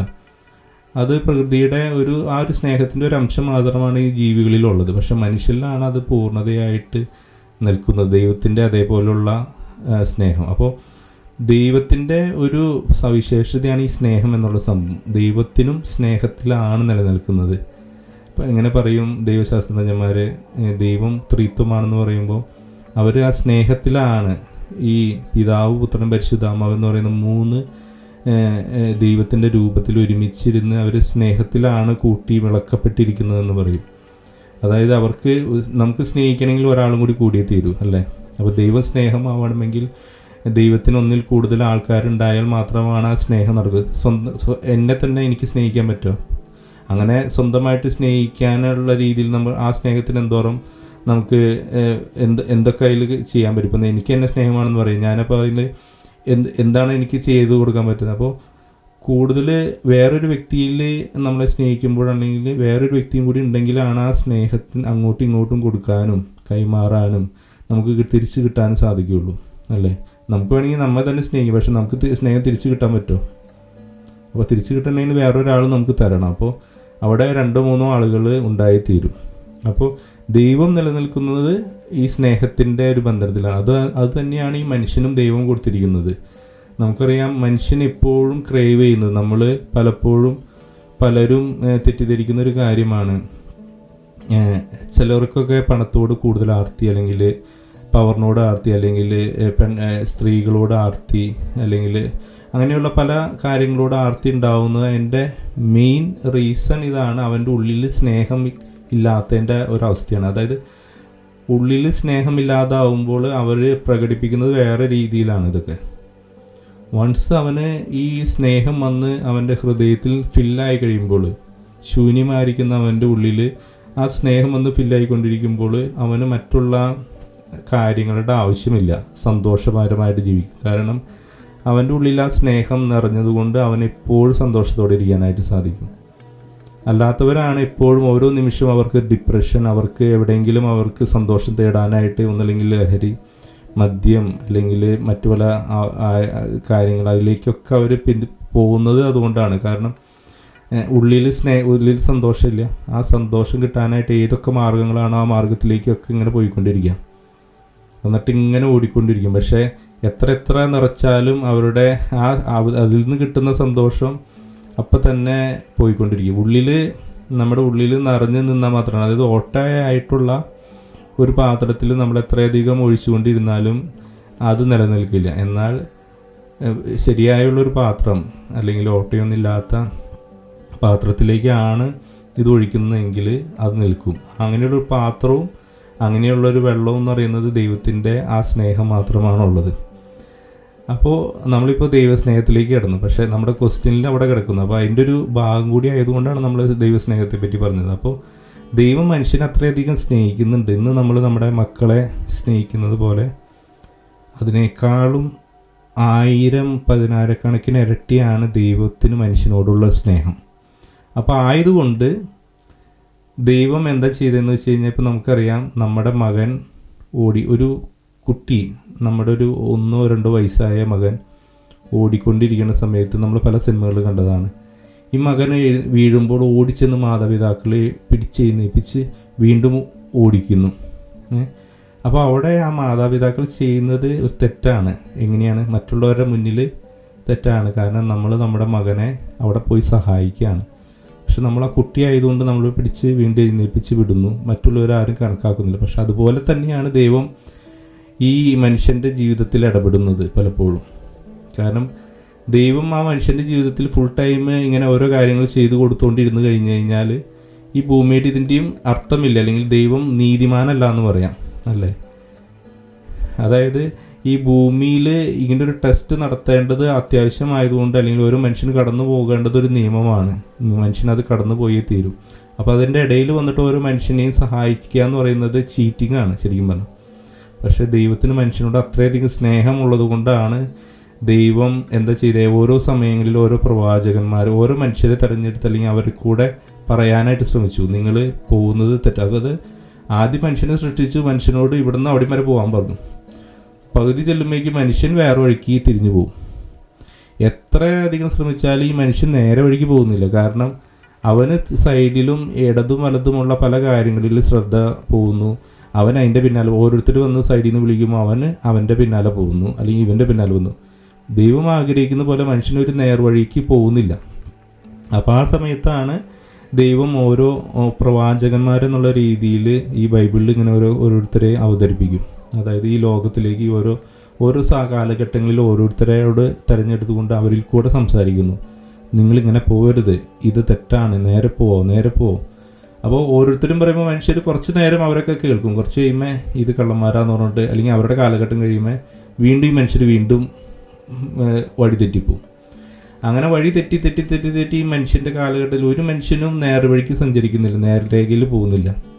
അപ്പോൾ ഇത് കണ്ട ദൈവത്തിന് തന്നെ തോന്നി, ഈ മനുഷ്യൻ അത്രയധികം ബുദ്ധിമുട്ടാണ്, മനുഷ്യന് അത്രയധികം കഴിവില്ല, മനുഷ്യൻ അത്രയധികം ഇതാണ് നടക്കുന്നത്, അവനെക്കൊണ്ട് ഇത് കൂട്ടിയാൽ കൂടുന്നില്ല, അല്ലെങ്കിൽ വളരെ ചുരുക്കം പേര് മാത്രമാണ് അങ്ങനെ പോകുന്നത്. അപ്പോൾ ഇത്രയധികം മനുഷ്യർ നശിച്ചുകൊണ്ടിരിക്കുകയാണ്. അപ്പോൾ ഈ ഒരു അവസ്ഥയിലാണ് ദൈവം പറയുന്നത്, എൻ്റെ മോനെ, അല്ലെങ്കിൽ എൻ്റെ മോനെന്ന് പറയുന്നത് ദൈവം തന്നെയായ ദൈവത്തിൻ്റെ ഒരു പാർട്ട്. മോനെന്ന് പറയുമ്പോൾ ദൈവത്തിൻ്റെ ആ സ്നേഹമാണ് യേശു ക്രിസ്തു. ദൈവം എന്ന് പറയുമ്പോൾ അതും ദൈവം തന്നെയാണ്. എന്നാൽ നമ്മുടെ ഉള്ളിലത്തെ ചങ്ക് പറിച്ചു കൊടുക്കുക എന്ന് പറയില്ലേ? അപ്പോൾ ചങ്ക് എന്താണ്? ചങ്ക് നമ്മുടെ തന്നെ ഉള്ളിലുള്ളൊരു കാര്യമാണ്. അതുപോലെ തന്നെയാണ് ദൈവം, പിതാവായ ദൈവം തൻ്റെ ചങ്കായിട്ടുള്ള യേശു ക്രിസ്തുവിനെ, തൻ്റെ മകൻ എന്നുള്ള വിളിക്കുന്ന ആ ഒരു ബന്ധത്തിലുള്ള ഒരു യേശു ക്രിസ്തുവിനെ മനുഷ്യനായിട്ട് ഭൂമിയിലേക്ക് അയച്ചിട്ട് പറയാണ്. അപ്പോൾ അത് കറക്റ്റായിട്ട് ആ ബൈബിളിൽ എഴുതി വയ്ക്കുന്നുണ്ട് ഓരോ സ്ഥലങ്ങളിലും. ഞാൻ ഓരോരുത്തരെ അയക്കുന്നു, പക്ഷെ അവരാരെയും മനുഷ്യർ കേൾക്കുന്നില്ല. അപ്പോൾ എൻ്റെ മകനെ ഞാൻ അയക്കും, ആ മകനെയെങ്കിലും അവരൊന്ന് കേൾക്കും. അങ്ങനെ ഒരു പ്രത്യാശ വെച്ചുകൊണ്ടാണ് യേശു ക്രിസ്തുവിനെ അയക്കണേ. അപ്പോൾ യേശു ക്രിസ്തുവിന് അതുപോലെ തന്നെ വേറൊരു ദൗത്യമുണ്ട്. ഈ മനുഷ്യരെല്ലാവരും തിന്മ ചെയ്ത് ഈ ഭൂമി മൊത്തം തിന്മ ചെയ്ത് നിറച്ച് വെച്ചിരിക്കുക. അപ്പോൾ ഒരു തിന്മ മനുഷ്യൻ സ്വീകരിച്ചു കഴിഞ്ഞ് കഴിഞ്ഞാൽ എന്താ പ്രശ്നം എന്ന് വെച്ച് കഴിഞ്ഞ് കഴിഞ്ഞാൽ, തിന്മ ചെയ്തതിന് പിശാച് അത് പിശാചിന് കടപ്പെട്ടവരായിട്ട് മാറുകയാണ്. അതായത് മനുഷ്യനെന്ന് പറയുന്നത് ഒന്നില്ലെങ്കിൽ നന്മ എടുക്കാം, തിന്മ എടുക്കാം. അപ്പോൾ തിന്മ എടുക്കുന്നവൻ തിന്മയുടെ ഭാഗത്തേക്ക് പോകും, പിശാചിൻ്റെ ഗണത്തിലേക്ക് പോകും, അല്ലെങ്കിൽ പിശാചിന് സ്വന്തമാണ് അവൻ. എന്നാൽ നന്മ എടുക്കുന്നവൻ ദൈവത്തിന് സ്വന്തമാണ്. അപ്പോൾ ഭൂരിഭാഗം മനുഷ്യരും പിശാചിനെ സ്വീകരിച്ചുകൊണ്ട് തിന്മയ്ക്ക് അടിമപ്പെട്ടുകൊണ്ട് പിശാചിൻ്റെ കസ്റ്റഡിയിലാണ് ഭൂരിഭാഗം മനുഷ്യർ പോകുന്നത്. അപ്പോൾ അങ്ങനെ പോകുന്ന മനുഷ്യനെ ആ തിന്മയിൽ നിന്ന് മോചിപ്പിച്ചെടുക്കണം. അപ്പോൾ കുറേ പേര് തിന്മ ചെയ്ത് മരിച്ചു പോയില്ലേ, ഇനി അവർക്കൊന്നും തിരിച്ച് നന്മ ചെയ്യാനായിട്ട് സാധിക്കില്ല, അല്ലെങ്കിൽ അവർ തിരിച്ച് കൊണ്ടുവരാനൊന്നും തിരിച്ചു വരാമെന്ന് പറയുന്നതൊന്നും പ്രാക്ടിക്കലായിട്ടുള്ള കാര്യമല്ല അല്ലേ? ഓൾറെഡി ഇവിടെ ജീവിച്ചിരിക്കുന്ന ആൾക്കാരോട് പറഞ്ഞിട്ട് പോലും അവർ തിന്മ വിടുന്നില്ല. അപ്പോൾ പിന്നെ മരിച്ചുപോയ ആൾക്കാരുടെയൊക്കെ തിന്മകൾ എങ്ങനെ നമ്മൾ ഈ ഭൂമിയിൽ നിന്ന് അവർക്ക് മോചനം കൊടുക്കാനായിട്ട് സാധിക്കും? അപ്പോൾ അങ്ങനെ ഒരു സിറ്റുവേഷനും ദൈവത്തിന് വന്നപ്പോൾ ദൈവം തീരുമാനിക്കുകയാണ്, എല്ലാ മനുഷ്യരും എനിക്ക് വേണം. അത് ദൈവത്തിൻ്റെ ഒരു അസൂയയാണ്. അതാണ് അതുകൊണ്ടാണ് ഞാൻ പറയുന്നത് ക്രിസ്തീയ വിശ്വാസത്തിൻ്റെ ദൈവത്തിൻ്റെ സ്നേഹം എന്താണെന്ന്. അതൊരു അടിമയോട് യജമാനൻ കാണിക്കുന്ന സ്നേഹമല്ല, അല്ലെങ്കിൽ ഒരു മുകളിലിരിക്കുന്ന എന്തോ ശക്തി തൻ്റെ സൃഷ്ടിനെ നോക്കുന്ന സ്നേഹവുമല്ല. അതെന്ന് പറയുന്നത് അതിനേക്കാൾ ഉപരിയാണ്. നമ്മൾ എങ്ങനെയാണോ ഒരു പ്രണയിനി ഭാര്യ ഭർത്താവിനെ സ്നേഹിക്കുന്നത്, അല്ലെങ്കിൽ ഒരു കാമുകൻ കാമുകിയെ സ്നേഹിക്കുന്നത്, ആ സ്നേഹത്തിൻ്റെ കോടിക്കണക്കിന് തീവ്രതയേറിയൊരു സ്നേഹമാണ് ദൈവത്തിന് മനുഷ്യനോടുള്ളത്. അതുകൊണ്ടാണ് ഈ നിയമങ്ങളൊക്കെ, ദൈവം ഇങ്ങനെയൊക്കെ കാര്യങ്ങളുണ്ടായിട്ട് പോലും ഇതിലിടപെടാനായിട്ട് ദൈവത്തിന് പറ്റാത്തത് കൊണ്ട്, പക്ഷേ ദൈവം അതെല്ലാം മറികടന്നുകൊണ്ട് മനുഷ്യനോടുള്ള സ്നേഹത്തിൻ്റെ പേരിൽ ഈ സംഭവങ്ങളൊക്കെ ഇങ്ങനെ ചെയ്തുകൊണ്ടിരിക്കുന്നത്. കാരണം ആഗ്രഹമുണ്ട് ഒരു മനുഷ്യൻ പോലും ഈ ഭൂമിയിൽ നശിച്ചു പോകരുതെന്ന്. ദൈവത്തിന് ഒരാൾ പോലും പോകുന്നത് ഇഷ്ടമല്ല. അതാണ് നമ്മൾ പറയുമ്പോൾ നമ്മളുടെ മക്കൾ, നമുക്കൊരു 10 മക്കളുണ്ടെങ്കിൽ ഒരു മകൻ മരിച്ചു പോയി കഴിഞ്ഞാൽ നമ്മൾ പറയുമോ, 10 ഉണ്ടല്ലോ, 9 ഉണ്ടല്ലോ, ഒരെണ്ണം പോയിക്കൊള്ളട്ടെ എന്ന് പറയുമോ? അപ്പോൾ ദൈവത്തിൻ്റെ മക്കളെപ്പോലെ കാണുന്ന ഈ മനുഷ്യരിൽ ഒരാൾ നശിച്ചു പോയി കഴിഞ്ഞ് കഴിഞ്ഞാൽ ദൈവത്തിന് ആ 9 പേര് മരിച്ചു പോകുന്നതിന് തുല്യമാണ്. അല്ലെങ്കിൽ ആ വേദന നമുക്ക് നമ്മുടെ ജീവിതകാലം മുഴുവൻ, നമ്മുടെ ഒരു മകൻ മരിച്ചു പോയി കഴിഞ്ഞാൽ ആ വേദന നമ്മുടെ ജീവിതാവസാനം വരെ നമുക്കുണ്ടാകുന്നത് പോലെ ഈ ദൈവത്തിനും ഒരു മനുഷ്യൻ നശിച്ചു പോയാലും അതിൻ്റെ വേദന ഉണ്ടാവും. അപ്പോൾ അത് പറഞ്ഞാൽ ദൈവത്തിൻ്റെ ആ സ്നേഹം നമുക്ക് നമ്മുടെ ബുദ്ധിയിലും വരെ കൊണ്ടുവരാനും പറ്റില്ല, നമുക്കത് എക്സ്പീരിയൻസ് ചെയ്യാൻ പോലും പറ്റുന്നില്ല. കാരണം നമ്മൾ കാണിക്കുന്ന സ്നേഹം എന്ന് പറയുന്നതൊക്കെ നമ്മൾ മക്കളോട് കാണിക്കുന്ന സ്നേഹത്തിന് വരെ വളരെ പരിമിതികളുള്ളതാണ്. പക്ഷെ അതുകൊണ്ടാണ് ഈ ദൈവസ്നേഹമാണെന്ന് പറയുന്നതിൻ്റെ ക്രിസ്തീയ വിശ്വാസത്തിലാണ് ആ ഒരു വാക്ക് പറഞ്ഞിട്ടുള്ളത്. ഏതൊരു വിശ്വാസത്തിൽ നിങ്ങളെടുത്തോ, വിശ്വാസത്തിൽ ഇതുപോലുള്ളൊരു വാക്ക് പറഞ്ഞിട്ടില്ല, ദൈവം സ്നേഹമാണെന്ന്. മറ്റു പലരും പറഞ്ഞിട്ട് ദൈവം ശക്തിമാനാണ്, ദൈവത്തിനെല്ലാം കഴിയും, ദൈവം എല്ലാം കാരുണ്യം കാണിക്കുന്നവനാണ്. പക്ഷെ ദൈവം സ്നേഹമാണെന്ന് പറഞ്ഞത്, ദൈവത്തിനൊരു ഡെഫിനിഷൻ കൊടുത്തത് ക്രിസ്തീയ വിശ്വാസത്തിലാണ്. യേശുവാണത് പഠിപ്പിച്ചത്. അതായത് പുത്രൻ തന്നെയായ യേശു വന്നിട്ട് പറയാണ്, നിങ്ങൾ മനസ്സിലാക്കിയ ദൈവമല്ല ദൈവം സ്നേഹത്തിൻ്റെ ദൈവമാണെന്ന്. അല്ലെങ്കിൽ ദൈവം എന്ന് പറയുന്ന ആ സ്നേഹം തന്നെയാണെന്ന്. അപ്പോൾ ദൈവത്തെ പൂർണ്ണമായിട്ട് മനസ്സിലാക്കിയ വ്യക്തിയുടെ ഉള്ളിൽ സ്നേഹം മാത്രമേ ഉണ്ടാവുള്ളൂ. അവന് ഒരാളോട് പോലും വെറുക്കാനോ, എല്ലാവരോടും സ്നേഹമായിരിക്കും അവൻ്റെ മനസ്സിൽ. ഒരാളെ പോലും അവന് തള്ളിക്കളയാനോ, ഒരാളെ പോലും വഞ്ചിക്കാനോ, ഒരാളെ പോലും മോശമായി പറയാനോ അവന് സാധിക്കില്ല. അത് ഏത് മനുഷ്യനായിക്കൊള്ളട്ടെ. അപ്പോൾ ദൈവത്തിൻ്റെ സ്നേഹം അങ്ങനെയാണ്. അപ്പോൾ ദൈവം ഓരോ കാലഘട്ടത്തിൽ ഈ പറഞ്ഞ പോലെ പ്രവാചകന്മാർ വഴിയായിട്ട് പല കാര്യങ്ങൾ പറഞ്ഞു. അവസാനം മനുഷ്യനെ, ദൈവം തന്നെയായിട്ടുള്ള യേശു ക്രിസ്തുവിനെ അയച്ചു. അപ്പോൾ അതോടൊപ്പം തന്നെ ആ യേശു ക്രിസ്തുവിന് ഒരു ദൗത്യം കൂടി ഉണ്ടായിരുന്നു. ആ ദൗത്യമാണ് ഇങ്ങനെ തിന്മ ചെയ്തു കൂട്ടിയ മനുഷ്യരെ തൻ്റെ മരണം മൂലം ഇവരെയൊക്കെ വിലയ്ക്ക് വാങ്ങാം പിശാചിൻ്റെ കയ്യിൽ നിന്ന്. അതായത് തിന്മ ചെയ്ത മനുഷ്യൻ പിശാചിന് കടപ്പെട്ടവനാണ്. അപ്പോൾ പിശാചിന് അവകാശമുണ്ട് ഓരോ മനുഷ്യരുടെയും ശരീരത്തിന്മേലും ആത്മാവിന്മേലും. അപ്പോൾ ആ അവകാശം ദൈവം തിരിച്ചു മേടിക്കുകയാണ്. അതായത് നമ്മളെ തന്നെ വിറ്റു എന്ന് വിചാരിക്കുക ഒരാളുടെ കയ്യിൽ. പണ്ട് കാലത്ത് അടിമകളെ വിൽക്കാറുണ്ട്, അല്ലെങ്കിൽ പല ഇതിലൊക്കെ നമ്മളെ തന്നെ പന്തയം വെച്ചിട്ട് നമ്മൾ കളിക്കാറുണ്ട്. പണ്ട് പകിടൊക്കെ കളിക്കണ കാര്യങ്ങളെ പറ്റി നിങ്ങൾക്കറിയാം. നമ്മളെ തന്നെ പണയം വെച്ചുകൊണ്ട് പകിട കളിക്കുക. അത് തന്നെയാണ് നമ്മളിപ്പോൾ ചെയ്തുകൊണ്ടിരിക്കുന്നത്. തിന്മയുടെ മുന്നിൽ എത്തുമ്പോൾ നമ്മളെ തന്നെ പണയം വെച്ചുകൊണ്ട് ആ തിന്മ ചെയ്യാനായിട്ട് ശ്രമിക്കുക. അപ്പോൾ എന്താ ചെയ്യണേ? നമ്മളെ ശരീരം അവനെ അവകാശപ്പെടുത്തുകയാണ് ചെയ്യണത്, നമ്മുടെ ആത്മാവും അവനെ അവകാശപ്പെടുത്തുകയാണ് ചെയ്യുന്നത്. അങ്ങനെ അവൻ്റെ അവകാശത്തിലായിരിക്കുന്ന മനുഷ്യനെ തിരിച്ചു മേടിക്കണമെങ്കിൽ ഈ എല്ലാ മനുഷ്യരുടെയും വില കൊടുക്കണം. അപ്പോൾ ദൈവത്തിന് വിചാരിക്കണം, അന്ന് വേണ്ട, ഒരു 100 പേരെ നമുക്ക് കിട്ടിയാൽ മതി, 100 പേരെ എനിക്ക് ആവശ്യമുള്ളൂ, ബാക്കിയുള്ളവരൊക്കെ നശിച്ചു പോയിക്കോട്ടെ, അവരൊന്നും ഇനി മരിച്ചു കഴിഞ്ഞാൽ എനിക്ക് വേണ്ടി വരില്ല. പക്ഷെ ദൈവം തീരുമാനിച്ചത് ഈ ഭൂമിയിൽ ജനിച്ച എല്ലാ മനുഷ്യരെയും ദൈവത്തിന് വേണം. അപ്പോൾ അതിന് പോകുമ്പഴി വേണമെങ്കിൽ അതുപോലുള്ളൊരാളെ പിശാചിന് കൊടുക്കണം, അല്ലെങ്കിൽ പിശാചിന് അതിന് വേണ്ടിയിട്ട് പിശാചിന് എന്ത് വേണമെങ്കിലും ചെയ്യാനായിട്ട്. പിശാച് എന്താണ് ഒരു മനുഷ്യന് കിട്ടിയാൽ ആഗ്രഹിക്കുന്നത്? അവനെ പൂർണ്ണമായിട്ട് നശിപ്പിക്കണം, അവനെ പൂർണ്ണമായിട്ടും അവനോട് സ്വന്തമാക്കണം. അപ്പോൾ ദൈവം എന്താ ചെയ്യണേ? ഈ പാപത്തിൻ്റെ എല്ലാത്തിൻ്റെയും കടം സ്വന്തം ശരീരം വിട്ടുകൊടുത്തുകൊണ്ട് നീ എന്നെ എന്ത് വേണമെങ്കിലും ചെയ്തോ, എൻ്റെ മക്കളെ മുഴുവനായിട്ട് എനിക്ക് തന്നു എന്നുള്ള രീതിയിലാണ് ദൈവം ഈ കുരിശു മരണം എന്നുള്ള കാര്യം ചെയ്തത്. അപ്പോൾ അത് മറ്റു പലരും കാണുമ്പോൾ എന്താ പറയുക, നിങ്ങൾ ആരാധിക്കുന്ന ദൈവത്തിന് ഇത്രയും ശക്തി ഇല്ലാത്തതുകൊണ്ടാണോ ഇത്രയധികം അവനെ ഉപദ്രവിച്ചു, അവനെ കൊന്നു, ആ കൊന്ന മനുഷ്യനെ പിടിച്ചുകൊണ്ട് നിങ്ങൾ വീണ്ടും നടക്കുന്നെന്ന് ചുറ്റുമുള്ളവരൊക്കെ കളിയാക്കും. പക്ഷേ യഥാർത്ഥത്തിൽ ദൈവം ആ കുരിശിൽ മരിച്ചതിൻ്റെ റീസൺ എന്താണെന്നും അതിൻ്റെ പിറകിൽ എന്താണെന്നും നമ്മൾ മനസ്സിലാക്കി കഴിഞ്ഞ് കഴിഞ്ഞാലാണ് ദൈവത്തിൻ്റെ സ്നേഹം എന്താണെന്ന് നമുക്ക് മനസ്സിലാവുള്ളൂ. അപ്പോൾ യേശു പറഞ്ഞത് എന്താണ്? യേശു ഈ ലോകത്ത് ഒരാളുടെ മുന്നിൽ ഒരു തെറ്റ് ചെയ്തിട്ടില്ല. അതുകൊണ്ട് തന്നെയാണ് ദൈവം ആ ഒരു വിചാരണയിൽ കൂടെ കടന്നുപോയത്. ആരെങ്കിലും എന്നിൽ തെറ്റ് കാണാം, അതായത് യേശു ദൈവത്തിൻ്റെ നിയമങ്ങൾക്കനുസരിച്ച് നീതിമാനായിരുന്നു. അതോടൊപ്പം തന്നെ മനുഷ്യൻ്റെ നിയമങ്ങൾക്കനുസരിച്ചും അവനൊരു നിയമങ്ങളും തെറ്റിച്ചിട്ടില്ല, അല്ലെങ്കിൽ ഒന്നും അവനെതിരെ ആരോപിച്ചിട്ടില്ല. അവനെതിരെ ആരോപിച്ചതൊക്കെ കള്ളസാക്ഷ്യങ്ങളായിരുന്നു. അതൊക്കെ അവൻ്റെ വിചാരണ വേളയിൽ എല്ലാവർക്കും മനസ്സിലായി. ആ ഭരണാധികാരിക്ക് വരെ മനസ്സിലായി, അവനെ കൊലയ്ക്ക് വിട്ടുകൊടുത്ത ഭരണാധികാരിക്ക് വരെ മനസ്സിലായി ഇവൻ ഒരു തെറ്റും ചെയ്യാത്ത മനുഷ്യനാണെന്ന്. അപ്പോൾ അങ്ങനെയുള്ളൊരു മനുഷ്യൻ ഈ ലോകത്ത് മനുഷ്യനായിട്ട് വന്നിരിക്കുന്ന ദൈവം ഈ ലോകത്തിന് വേണ്ടി മരിച്ചു. അപ്പോൾ ലോകത്തിന് വേണ്ടി എങ്ങനെയാണ് മരിക്കാൻ കഴിയുന്നത്? നമുക്കറിയാം, ഒരു മനുഷ്യൻ മരിച്ചു കഴിഞ്ഞ് കഴിഞ്ഞാൽ ഒരു മനുഷ്യൻ്റെ വിലയല്ലേ കൊടുക്കുള്ളൂ. ഇപ്പം നമ്മൾ എങ്ങനെ കൊടുക്കുക?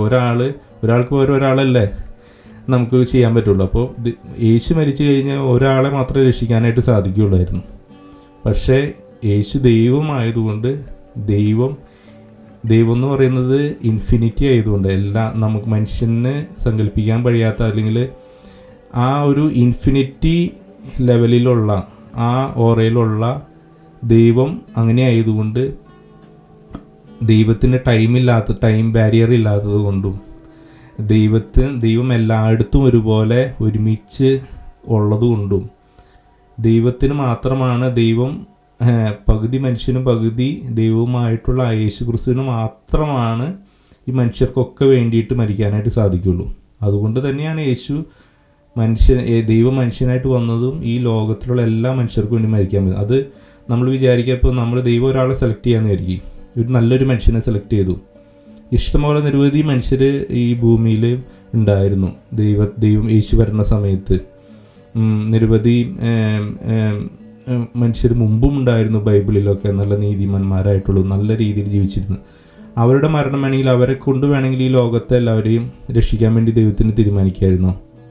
പക്ഷേ അവർ മരിച്ചാൽ തന്നെയും സാധിക്കില്ല. ഞാൻ പറഞ്ഞ പോലെ ഒരു മനുഷ്യന് വേണ്ടി മരിച്ചു കഴിഞ്ഞ് കഴിഞ്ഞാൽ ആ ഒരു മനുഷ്യനുള്ള വിലയെ കിട്ടുള്ളൂ. അതായത് ഒരു മനുഷ്യനെ കൊണ്ട് ഒരു മനുഷ്യനെ മാത്രമാണ് മേടിക്കാൻ സാധിക്കുള്ളൂ. പക്ഷേ ദൈവത്തിന് മാത്രമാണ് എല്ലാ മനുഷ്യരുടെ മേലും അവകാശം കൊടുക്കാനായിട്ട് സാധിക്കുള്ളൂ. അപ്പോൾ അതുകൊണ്ടാണ് ദൈവം ഈ മനുഷ്യനായിട്ട് ഭൂമിയിൽ ജീവിച്ചുകൊണ്ട് ഈ മനുഷ്യരെ എല്ലാവർക്കും വേണ്ടി മരിച്ചു എന്ന് പറയുന്നത്. അപ്പോൾ അങ്ങനെ മരിച്ച ദൈവം ഈ ലോകത്തെ മൊത്തം വിലക്കെടുത്തു പിശാചിൻ്റെ കയ്യിൽ നിന്ന്. എന്നിട്ട് പറഞ്ഞു, ഇനി ഒരു മനുഷ്യനും ഇനി മരിക്കില്ല. അതായത് തിന്മ ചെയ്തവൻ ഈ മരണശേഷം, അതായത് നമ്മൾ കാണുന്ന ഈ ഭൂമിയിലെ മരണശേഷം അവൻ ഇല്ലാതായിട്ട് തീരും. അത് പിശാചിൻ്റെ തീരും, അവൻ ഇല്ലാതായിട്ട് തീരും, അവൻ്റെ ആത്മാവ് മർത്യമായിട്ട് തീരും.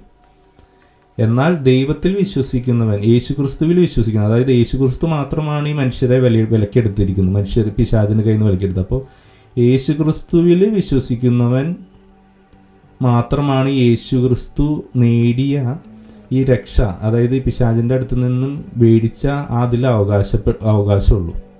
അതുകൊണ്ടാണ് ക്രൈസ്തവ സഭ പറയുന്നത് യേശുക്രിസ്തുവിൽ കൂടെ അല്ലാതെ നിങ്ങൾ രക്ഷപ്പെടില്ല എന്ന്. യേശുക്രിസ്തു മാത്രമാണ് രക്ഷകനെന്നും യേശുക്രിസ്തു കൂടെ മാത്രമാണ് നിങ്ങൾ രക്ഷിക്കപ്പെടുള്ളൂ എന്നും. അത് മനുഷ്യരോട് പറഞ്ഞു കഴിഞ്ഞാൽ പലരും വിചാരിക്കും അത് വർഗീയതയാണെന്നൊക്കെ വിചാരിക്കും. പക്ഷേ സത്യം അതാണ്. ഈ ലോകത്തിന് വേണ്ടി മരിച്ചൊരു വ്യക്തിയെ ആ വ്യക്തി മാത്രമേ ഉള്ളൂ. നിങ്ങൾ ചിന്തിച്ച് നോക്ക്, നിങ്ങളുടെ ഏതെങ്കിലും ഞാൻ ആരുടെയും വിശ്വാസത്തെ കുറച്ച് കാണുന്നല്ല, എങ്കിൽ തന്നെ പറയുകയാണ്, നിങ്ങളുടെ വിശ്വാസത്തിൽ അങ്ങനെ ഒരു ദൈവം ഇറങ്ങി വന്ന് ഈ ലോകത്തിന് വേണ്ടി മരിച്ച ദൈവം ആരെങ്കിലും ഉണ്ടോ? ഈ യേശുക്രിസ്തു മാത്രമാണ് ഈ ലോകത്തിലെ എല്ലാ മനുഷ്യർക്കും വേണ്ടി മരിച്ചിട്ടുള്ളത്. വ്യക്തമായിട്ട് അദ്ദേഹം മരിക്കുന്ന സമയത്ത് പറഞ്ഞു, ഞാൻ ഈ ലോകത്തിന് വേണ്ടിയിട്ടാണ് വന്നിരിക്കുന്നത്, ഈ ലോകം വീണ്ടെടുക്കാൻ വേണ്ടിയിട്ടാണ് വന്നിരിക്കുന്നത്. അപ്പോൾ അങ്ങനെ മരിച്ച യേശുക്രിസ്തുവിൽ വിശ്വസിക്കുന്നവർക്ക് മാത്രമാണ് അത്.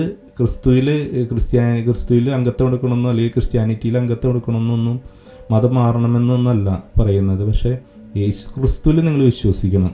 യേശുക്രിസ്തുവിൽ വിശ്വസിച്ചിട്ട് അവൻ ഈ ലോകത്ത് വന്നു, ഈ ലോകത്ത് വന്നത് എന്നെ രക്ഷിക്കാനാണ്, ഈ പിശാചിൽ നിന്ന് രക്ഷിക്കാനാണെന്ന് വിശ്വസിച്ചുകൊണ്ട് അവനിലുള്ള രക്ഷ സ്വീകരിച്ചാൽ മാത്രമാണ് നമുക്ക് ഈ മരണശേഷം ഒരു നിത്യജീവിതം ലഭിക്കുകയുള്ളൂ. അപ്പോൾ അതാണ് അതിൻ്റെ ഒരു തിയറി കിടക്കുന്നത്. അപ്പോൾ ഞാനിത് പറഞ്ഞു വരുന്നത് നമ്മൾ പറഞ്ഞ വിഷയത്തിൽ നിന്ന് മാറി നിൽക്കുന്നെങ്കിലും, പക്ഷേ ഇതും കൂടി പറഞ്ഞു പോയില്ലെങ്കിൽ ഇത് ശരിയാവില്ല. അപ്പോൾ അങ്ങനെയാണ് യേശുക്രിസ്തു, അതുകൊണ്ടാണ് യേശുക്രിസ്തു വന്നതും അത് കഴിഞ്ഞു. അപ്പോൾ അതിന് ശേഷം പിന്നീടും മനുഷ്യരിവിടെ വന്നുകൊണ്ടിരിക്കുന്നു. അപ്പോൾ യേശുക്രിസ്തു അതിന് ശേഷം എന്താണ് ചെയ്തത്? തൻ്റെ കൂടെയുള്ള ശിഷ്യരോട് പറഞ്ഞു, നിങ്ങൾ ഈ കാര്യങ്ങളൊക്കെ എല്ലാം മനുഷ്യരെ അറിയിക്കുക. കാരണം ദൈവത്തിനിപ്പോൾ ഭൂമിയിൽ വേണമെങ്കിൽ പ്രത്യക്ഷപ്പെട്ടുകൊണ്ട് എല്ലാ കാര്യങ്ങളും വെളിവാക്കിക്കൊണ്ട് വേണമെങ്കിൽ പറയാം. എല്ലാ മനുഷ്യരും കാണുന്ന രീതിയിൽ ഒരു വലിയൊരു പ്രതിഭാസം ഉണ്ടാകുന്നു അവിടെ. അല്ലെങ്കിൽ ഭൂമിയിൽ ആകാശത്ത് ഒരു ഫിക്സഡ് ആയിട്ടുള്ളൊരു സംഭവം എഴുതി വെച്ചിരുന്നു, ഞാനാണ് ദൈവം, ഇത് നിങ്ങൾ കണ്ടുകൊണ്ടിരിക്കും, ഇതാണ് ദൈവമെന്ന് പറഞ്ഞ് ചെയ്യുന്നത്. നേരത്തെ പറഞ്ഞ പോലെ എക്സാം ഹാളിൽ വന്നിരുന്ന ഒരു അധ്യാപകൻ എല്ലാ ക്വസ്റ്റ്യൻസും പറഞ്ഞ് കുട്ടികളെ പഠിപ്പിക്കുന്നതിന് തുല്യമാണ്. അപ്പോൾ അതിനുശേഷം യേശുക്രിസ്തുവിൻ്റെ അയച്ചത് തന്നെ ദൈവത്തിൻ്റെ ഒരു സ്വാർത്ഥതയാണ്. ശരിക്കും പറഞ്ഞാൽ അങ്ങനെ ചെയ്യാൻ പാടില്ല ഭൂമിയിൽ. പക്ഷേ ദൈവം അത് ചെയ്തു, ഈ മനുഷ്യരെ അങ്ങനെയെങ്കിലും ഒന്ന് രക്ഷപ്പെടട്ടെ. പക്ഷേ അപ്പോഴും വീണ്ടും മനുഷ്യർ ആ യേശുക്രിസ്തുവിനെ കൊന്നു. പക്ഷെ ആ ദൈവത്തിന് അറിയാമായിരുന്നു ഈ മനുഷ്യരെ കൊല്ലും, ദൈവത്തിനെ ഈ യേശുക്രിസ്തുവിനെ കൊല്ലും. പക്ഷെ ആ കൊല്ലൽ വരെ ദൈവം അത് ഇവരുടെ രക്ഷയ്ക്ക് വേണ്ടിയിട്ട് മാറ്റിവെച്ചു. അതൊന്ന്. അതിനുശേഷം യേശുക്രിസ്തു പറഞ്ഞു, തൻ്റെ ശിഷ്യരോട് പറഞ്ഞു, നിങ്ങൾ ഇത് കാര്യങ്ങൾക്ക് പോയിട്ട് എല്ലാവരോടും പറയും, ഇങ്ങനെയൊക്കെ സംഭവിച്ചു, നിങ്ങൾ എന്നിൽ വിശ്വസിച്ച് യേശുക്രിസ്തുവിൽ വിശ്വസിച്ച് നിങ്ങൾ രക്ഷപ്പെടുന്നു, നിങ്ങൾ എല്ലാവരോടും പോയി പറയും എന്ന് പറഞ്ഞു. ശിഷ്യർ ഇതുപോലെ തന്നെ ദൈവത്തിൽ നിന്ന് ദൈവം പറഞ്ഞു, ഞാൻ നിങ്ങളെ വെറുതെ വിടില്ല, നിങ്ങൾക്ക് ഞാൻ ഹോളി സ്പിരിറ്റിന് തരും. അതായത് ദൈവത്തിൽ തന്നെയുള്ള മൂന്നാമത്തെ വ്യക്തി എന്ന് പറയുന്ന ഹോളി സ്പിരിറ്റ് ആണ് പരിശുദ്ധാത്മാവ് എന്ന് പറയുന്നത്. ആ പരിശുദ്ധാത്മാവിനെ ഞാൻ പോകുമ്പോൾ അവനെ നിങ്ങളുടെ മേത്തേക്ക് ഞാൻ അയച്ചു തരും. അവനെ നിങ്ങൾ സ്വീകരിച്ചുകൊണ്ട് നിങ്ങൾ മനുഷ്യരുടെ ഇടയിൽ ഇറങ്ങിക്കോ. നിങ്ങൾക്ക് നിങ്ങളുടെ എല്ലാ പരിമിതികളും, അതായത് മനുഷ്യനെ അറിയാം, നമുക്ക് ഒക്കെ പരിമിതികളുണ്ട്, നമുക്ക് പേടിയുണ്ട്, ഭയമുണ്ട്, അല്ലെങ്കിൽ നമുക്ക് പല കാര്യങ്ങൾ കാണുമ്പോൾ നമ്മൾ പിന്തിരിയും, അല്ലെങ്കിൽ നമ്മൾ ഈ പറഞ്ഞ പോലെ തിന്മയുടെ പിന്നാലെ ചിലപ്പോൾ വിട്ടിട്ട് പോകും. അതറിയാവുന്ന ദൈവം തന്നെയാണ് പറഞ്ഞത്, നിങ്ങൾ ഇനി സ്വന്തമായിട്ടൊന്നും നടക്കണ്ട, ഞാൻ പരിശുദ്ധാത്മാവിനെ നിങ്ങൾക്ക് തരാം, നിങ്ങൾ ആ പരിശുദ്ധാത്മാവിനെ സ്വീകരിച്ചുകൊണ്ട് നിങ്ങൾ നടന്നോ. നിങ്ങൾക്ക് ഈ പറഞ്ഞ പോലെ ഒരു തിന്മയും നിങ്ങളുടെ മേത്തേക്ക് വരികയില്ല, അല്ലെങ്കിൽ എല്ലാവരും നിങ്ങൾക്ക് ഈ ഭൂമിയിൽ സാധ്യമാവും എന്നുള്ളൊരു കാര്യം. അങ്ങനെ പരിശുദ്ധാത്മാവിനെ സ്വീകരിച്ചുകൊണ്ട് ശിഷ്യർ ജനങ്ങളുടെ ഇടയിലേക്ക് ഇറങ്ങുകയാണ്. അപ്പോൾ ആ പരിശുദ്ധാത്മാവിനെ സ്വീകരിച്ച് കഴിഞ്ഞ് ഈ ശിഷ്യർ ഇറങ്ങുമ്പോൾ നിരവധി ആൾക്കാരെ ഇവരൊരു ഭ്രാന്ത് പിടിച്ച പോലെ ഇവിടെ ജനങ്ങളുടെ ഇടയിലേക്ക് ഇറങ്ങിക്കൊണ്ട് ഉറക്കെ വിളിച്ച് പറയുകയാണ്, യേശു ക്രിസ്തുവാണ് ദൈവം, നിങ്ങൾ അവനെ വിശ്വസിക്കുന്നതുകൊണ്ട് ഇവർ ഭ്രാന്ത് പിടിച്ച പോലെ ഈ ലോകത്തിൽ മൊത്തം കറങ്ങി നടന്നുകൊണ്ട് ഇത് പറഞ്ഞുകൊണ്ട് നടക്കായിരുന്നു. അതിനിടയ്ക്ക് ഈ പലരും ഈ പറഞ്ഞ പോലെ ഇവരെയും യേശു ക്രിസ്തുവിനെ പോലെ തല്ലിക്കൊല്ലാനും അടിക്കാനും പിന്നാലെ നടക്കാനും പോയി. പക്ഷേ ഇവർ യേശുക്രിസ്തു പ്രവർത്തിച്ച കുറേ അത്ഭുതങ്ങളുണ്ട് മനുഷ്യർ. കാരണം അവൻ ദൈവമായതുകൊണ്ട് അവൻ്റെ മുന്നിൽ ആരെങ്കിലും കരഞ്ഞു വന്നു കഴിഞ്ഞ് കഴിഞ്ഞാൽ അവനൊന്നും, അതായത് അവിടെയും ദൈവം ഈ പരീക്ഷ ഹാളിൽ ഉത്തരം പറഞ്ഞു കൊടുക്കാമെന്ന് പറയില്ലേ, ഒരാളിരുന്ന് പരീക്ഷയിൽ ഇരുന്ന് വിഷമിച്ചുകൊണ്ടിരിക്കുമ്പോൾ അധ്യാപകൻ വന്ന് ചെവിയിൽ വന്ന് ഉത്തരം പറഞ്ഞു കൊടുക്കുന്നതിന് തുല്യമാണ് ഈ ലോകത്ത് അത്ഭുതം ചെയ്യാന്നുള്ളത്. യഥാർത്ഥത്തിൽ ഈ ലോകത്ത് അത്ഭുതം ചെയ്യാൻ പാടില്ല. കാരണം ഈ ലോകത്തിൻ്റെ നിയമത്തിന് വിരുദ്ധമായിട്ട് അല്ലെങ്കിൽ അതിനെ ഇത് തരണം ചെയ്തുകൊണ്ട് ഒരു കാര്യങ്ങളും സംഭവിക്കാൻ പാടില്ല. പക്ഷേ ദൈവം മനുഷ്യൻ്റെ കരുണയിൽ, മനുഷ്യൻ കരയുമ്പോൾ ദൈവത്തിന് അത് കരുണ കാണിക്കാതിരിക്കാനായിട്ട് സാധിക്കില്ല, അല്ലെങ്കിൽ ദൈവത്തിൻ്റെ ചങ്ക് പിടയും. ആ സമയത്താണ് ദൈവം വന്ന് ആ കാര്യം അത് ചെയ്തു കൊടുക്കും. അതുകൊണ്ടാണ് ദൈവത്തെ വിളിച്ച് കരയുന്ന ഒരു മനുഷ്യരെയും ദൈവം വെറുതെ വെറും കൈയോടെ വിടാത്ത. ചിലപ്പോൾ ആ മനുഷ്യന് തന്നെ ആവശ്യമില്ലാത്ത കാര്യമായിരിക്കും. ചിലപ്പോൾ ആ മനുഷ്യൻ്റെ നാശത്തിന് തന്നെയുള്ള ഒരു കാര്യമായിരിക്കും അവൻ ആവശ്യപ്പെടുന്നത്. പക്ഷേ അതറിയാവുന്ന ദൈവമായിരിക്കും അത് തടഞ്ഞു വെച്ചിരിക്കുന്നത്. നീക്കത് വേണ്ട. ഇപ്പോൾ നീ അത് കിട്ടിക്കഴിഞ്ഞ് കഴിഞ്ഞാൽ നീയും നിൻ്റെ കുടുംബം ചിലപ്പോൾ നശിച്ചു പോകും, അല്ലെങ്കിൽ നീ എന്നിൽ നിന്ന് മാറിപ്പോവും, നീ വേറെ രീതിയിൽ പോകും എന്ന് അറിയാവുന്ന ദൈവം തന്നെയായിരിക്കും അത് നിനക്ക് വേണ്ട എന്ന് തടഞ്ഞു വയ്ക്കുന്നത്. പക്ഷേ ഈ ദൈവത്തിൻ്റെ പിന്നാലെ നടന്നിങ്ങനെ പട്ടിണി കിടന്നു 24 മണിക്കൂർ പിന്നാലെ നടന്നുകൊണ്ട് ഇങ്ങനെ അപേക്ഷിച്ച് നടക്കുന്ന ആൾക്കാരുടെ അടുത്ത് ദൈവം അത് വിട്ടുകൊടുക്കും. അവന് എന്തെങ്കിലും ചെയ്യട്ടെ, കാരണം അവൻ്റെ വിഷമം കാണാൻ എനിക്ക് പറ്റില്ല എന്ന് പറഞ്ഞുകൊണ്ട് അങ്ങനെ വിട്ടുകൊടുക്കും. അപ്പോൾ അതാണ് പലപ്പോഴും നമ്മൾ ഈ പിന്നാലെ നടന്ന് പ്രാർത്ഥിച്ചൊക്കെ മേടിക്കുന്ന പല കാര്യങ്ങളും. ചിലപ്പോൾ ദൈവം ആഗ്രഹിക്കുന്ന കാര്യങ്ങളായിരിക്കില്ല, അല്ലെങ്കിൽ ദൈവം ഇഷ്ടപ്പെടും. പക്ഷേ മനുഷ്യൻ്റെ അപേക്ഷയുടെ പിറകിൽ ദൈവത്തിനത് വിട്ടുകൊടുത്ത് ദൈവം ചെയ്യാണ്. അപ്പോൾ അതൊക്കെ ദൈവം ഈ ഭൂമിയിൽ ചെയ്യുന്ന കൈകടത്തലുകളാണ്, നിയമത്തിനെതിരെ ചെയ്യുന്ന കൈകടത്തലുകളാണ്. അപ്പോൾ അത് അന്നും ഈ പറഞ്ഞ പോലെ ഈ മനുഷ്യരുടെ കൂടി ഈ ഹോളി സ്പിരിറ്റ് വന്നപ്പോൾ ഈ മനുഷ്യർ പോകുന്ന വഴിയിലൊക്കെ ദൈവത്തിൻ്റെ പ്രസൻസാണ്. അപ്പോൾ ഈ പാപം മൂലം മനുഷ്യനുണ്ടാകുന്ന കുറേ രോഗങ്ങളുണ്ട്, അല്ലെങ്കിൽ പല കാര്യങ്ങളുണ്ട്. അതപ്പോൾ ദൈവത്തിന് എല്ലാം സാധ്യമാണല്ലോ. അപ്പോൾ ദൈവത്തിൻ്റെ ആത്മാവുള്ള വ്യക്തികൾക്ക് ഏത് ക്രമങ്ങളും അവർക്ക് മാറ്റാനായിട്ട് സാധിക്കും. എന്ത് കാര്യങ്ങളും അവർക്ക് തിരിക്കാനോ മറയ്ക്കാനോ ഒക്കെ സാധിക്കും. അപ്പോൾ അതാണ് ആദിമകാലത്ത് നടന്നുകൊണ്ടിരുന്നത്. അപ്പോൾ അതുപോലെ തന്നെ പിന്നീട് ഓരോ കാലഘട്ടത്തിലും ദൈവം പലരിൽ കൂടെ പ്രത്യക്ഷപ്പെട്ടുകൊണ്ട്, അല്ലെങ്കിൽ പല സ്ഥലത്തും അതിന് പിന്നീട് ദൈവം ഉപയോഗിച്ചൊരു വ്യക്തി എന്ന് പറയുന്നത് പരിശുദ്ധ അമ്മ എന്ന് പറയുന്ന ദൈവത്തിൻ്റെ തന്നെ അമ്മയാണ്.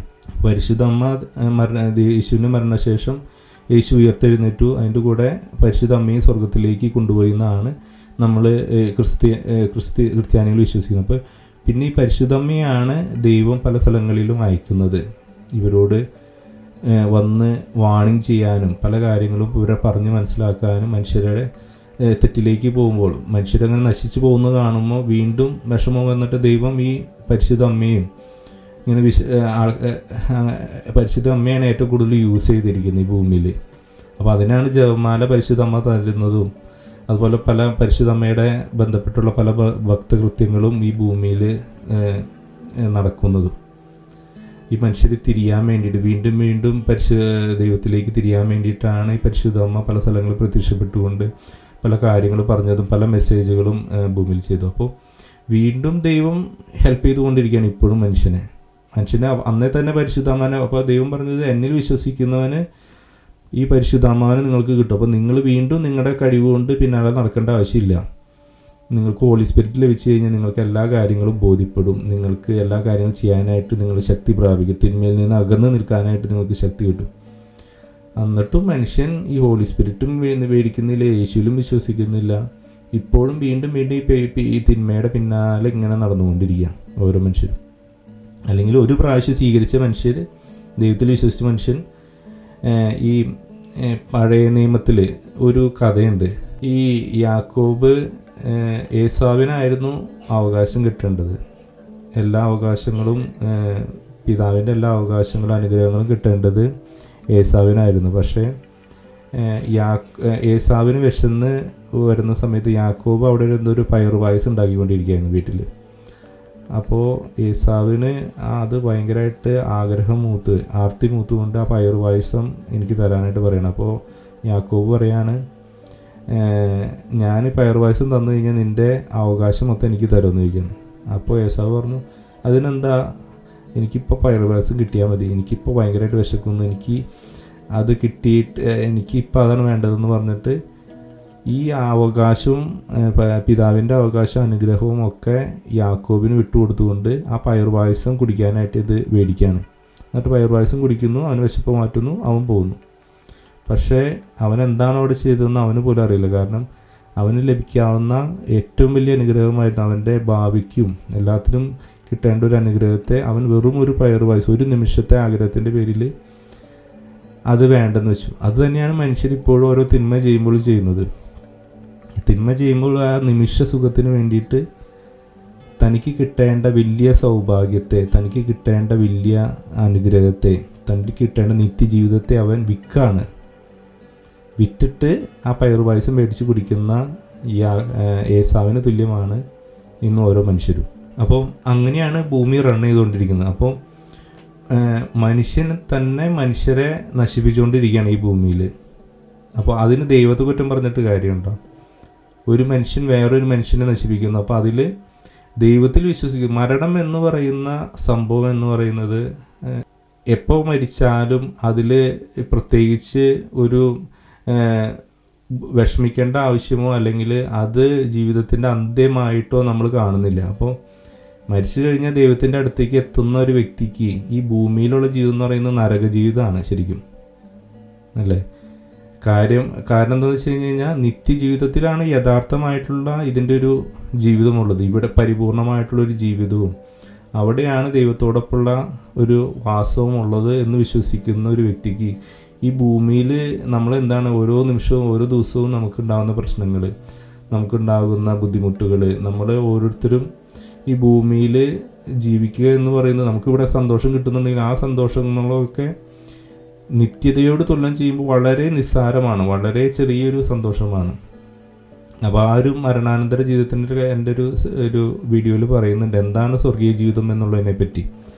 അപ്പോൾ അത് നമ്മൾ കാണുന്ന പോലെ തേനും പാലും ഒഴുകുന്ന സ്വർഗ്ഗമല്ല, അതിനും വ്യത്യാസമുണ്ട്. അപ്പോൾ അതും ഡിഫൈൻ ചെയ്യണം നമ്മൾ. സ്വർഗം എന്ന് പറയുമ്പോൾ പലരും പല സ്വർഗത്തെ പറ്റി പറയുന്നുണ്ട്. തേനും പാലും ഒഴുകുന്ന സ്വർഗം, അല്ലെങ്കിൽ പല മദ്യപ്പുഴകൾ ഒഴുകുന്ന സ്വർഗത്തെപ്പറ്റി പലരും പറയാറുണ്ട്. പക്ഷേ ആ സ്വർഗ്ഗമല്ല ഈ സ്വർഗം. അപ്പോൾ ആ നിത്യജീവിതത്തിലാണ് ഈ സന്തോഷങ്ങളുടെ പൂർണ്ണത, എല്ലാത്തിൻ്റെയും പൂർണ്ണതയുള്ളത്. അപ്പോൾ ഭൂമിയിൽ മനുഷ്യൻ ജീവിച്ച് പോയിട്ട് എപ്പോഴാണോ മരിച്ചതിന് ശേഷം മാത്രം മനുഷ്യൻ ആ ലോകത്തേക്ക് എത്താൻ പറ്റുള്ളൂ. അപ്പോൾ ഈ നമുക്ക് തന്നെ നമ്മുടെ ഇതും അവസാനിപ്പിക്കാനുള്ള നമുക്ക് ഉള്ള അർഹതയില്ല, റൈറ്റുമില്ല, അവകാശമില്ല. കാരണം നമ്മളല്ല നമുക്ക് ജീവൻ നൽകിയത്, ദൈവമാണ് ജീവൻ നൽകിയതുകൊണ്ട് ഈ ജീവൻ നമുക്ക് നഷ്ടപ്പെടുത്താനും സാധിക്കില്ല. നഷ്ടപ്പെടുത്തി കഴിഞ്ഞ് കഴിഞ്ഞാൽ അവൻ സ്വന്തമായിട്ട് പരീക്ഷ എഴുതുന്നതിന് മുമ്പ് പേപ്പർ വെട്ടിക്കീറിക്കൊണ്ട് പരീക്ഷ ഹാളിൽ നിന്ന് ഇറങ്ങി പോകുന്ന കുട്ടിക്ക് തുല്യമാണ്. അപ്പോൾ ഓട്ടോമാറ്റിക്കലി അവൻ ഫെയിൽഡേ ആയി. ഒന്നല്ലെങ്കിൽ ആ പേപ്പറെങ്കിലും കൊടുക്കണ്ടേ? ഒരു ക്വസ്റ്റ്യനാണ് എഴുതിയെങ്കിലും ആ ക്വസ്റ്റ്യൻ തിരിച്ച് ആ പരീക്ഷ കഴിയുമ്പോൾ ടീച്ചറുടെ കയ്യിൽ കൊടുക്കുന്നവനാണ് വാല്യുവേഷന് പോലും അർഹതയുള്ളൂ. അപ്പോൾ അതിൻ്റെ ഇടയ്ക്ക് പരീക്ഷ പേപ്പർ മൊത്തം കീറിക്കൊണ്ട് ഇറങ്ങിപ്പോയാൽ എന്തായിരിക്കും സ്ഥിതി? അതാണ് ഈ ആത്മഹത്യ ചെയ്യുന്നവർ ചെയ്യുന്നത്. അതാണ് ഏറ്റവും വലിയ ആത്മഹത്യ ചെയ്യുന്നവർ ഈ പെട്ടെന്ന് തന്നെ നരകത്തിൽ പോകുന്നു എന്ന് പറയുന്നത് അതുകൊണ്ടാണ്. കാരണം അവരുടെ ജീവനെ നശിപ്പിച്ച് കളയാണ്. അതിനവന് റൈറ്റില്ല. ഓക്കെ, അവനുണ്ടാക്കിയതാണ് അവൻ്റെ ജീവനാണെങ്കിൽ ഓക്കെ, പക്ഷെ അവനല്ലല്ലോ അവൻ്റെ ജീവൻ്റെ കാരണമായിട്ടുള്ളത്.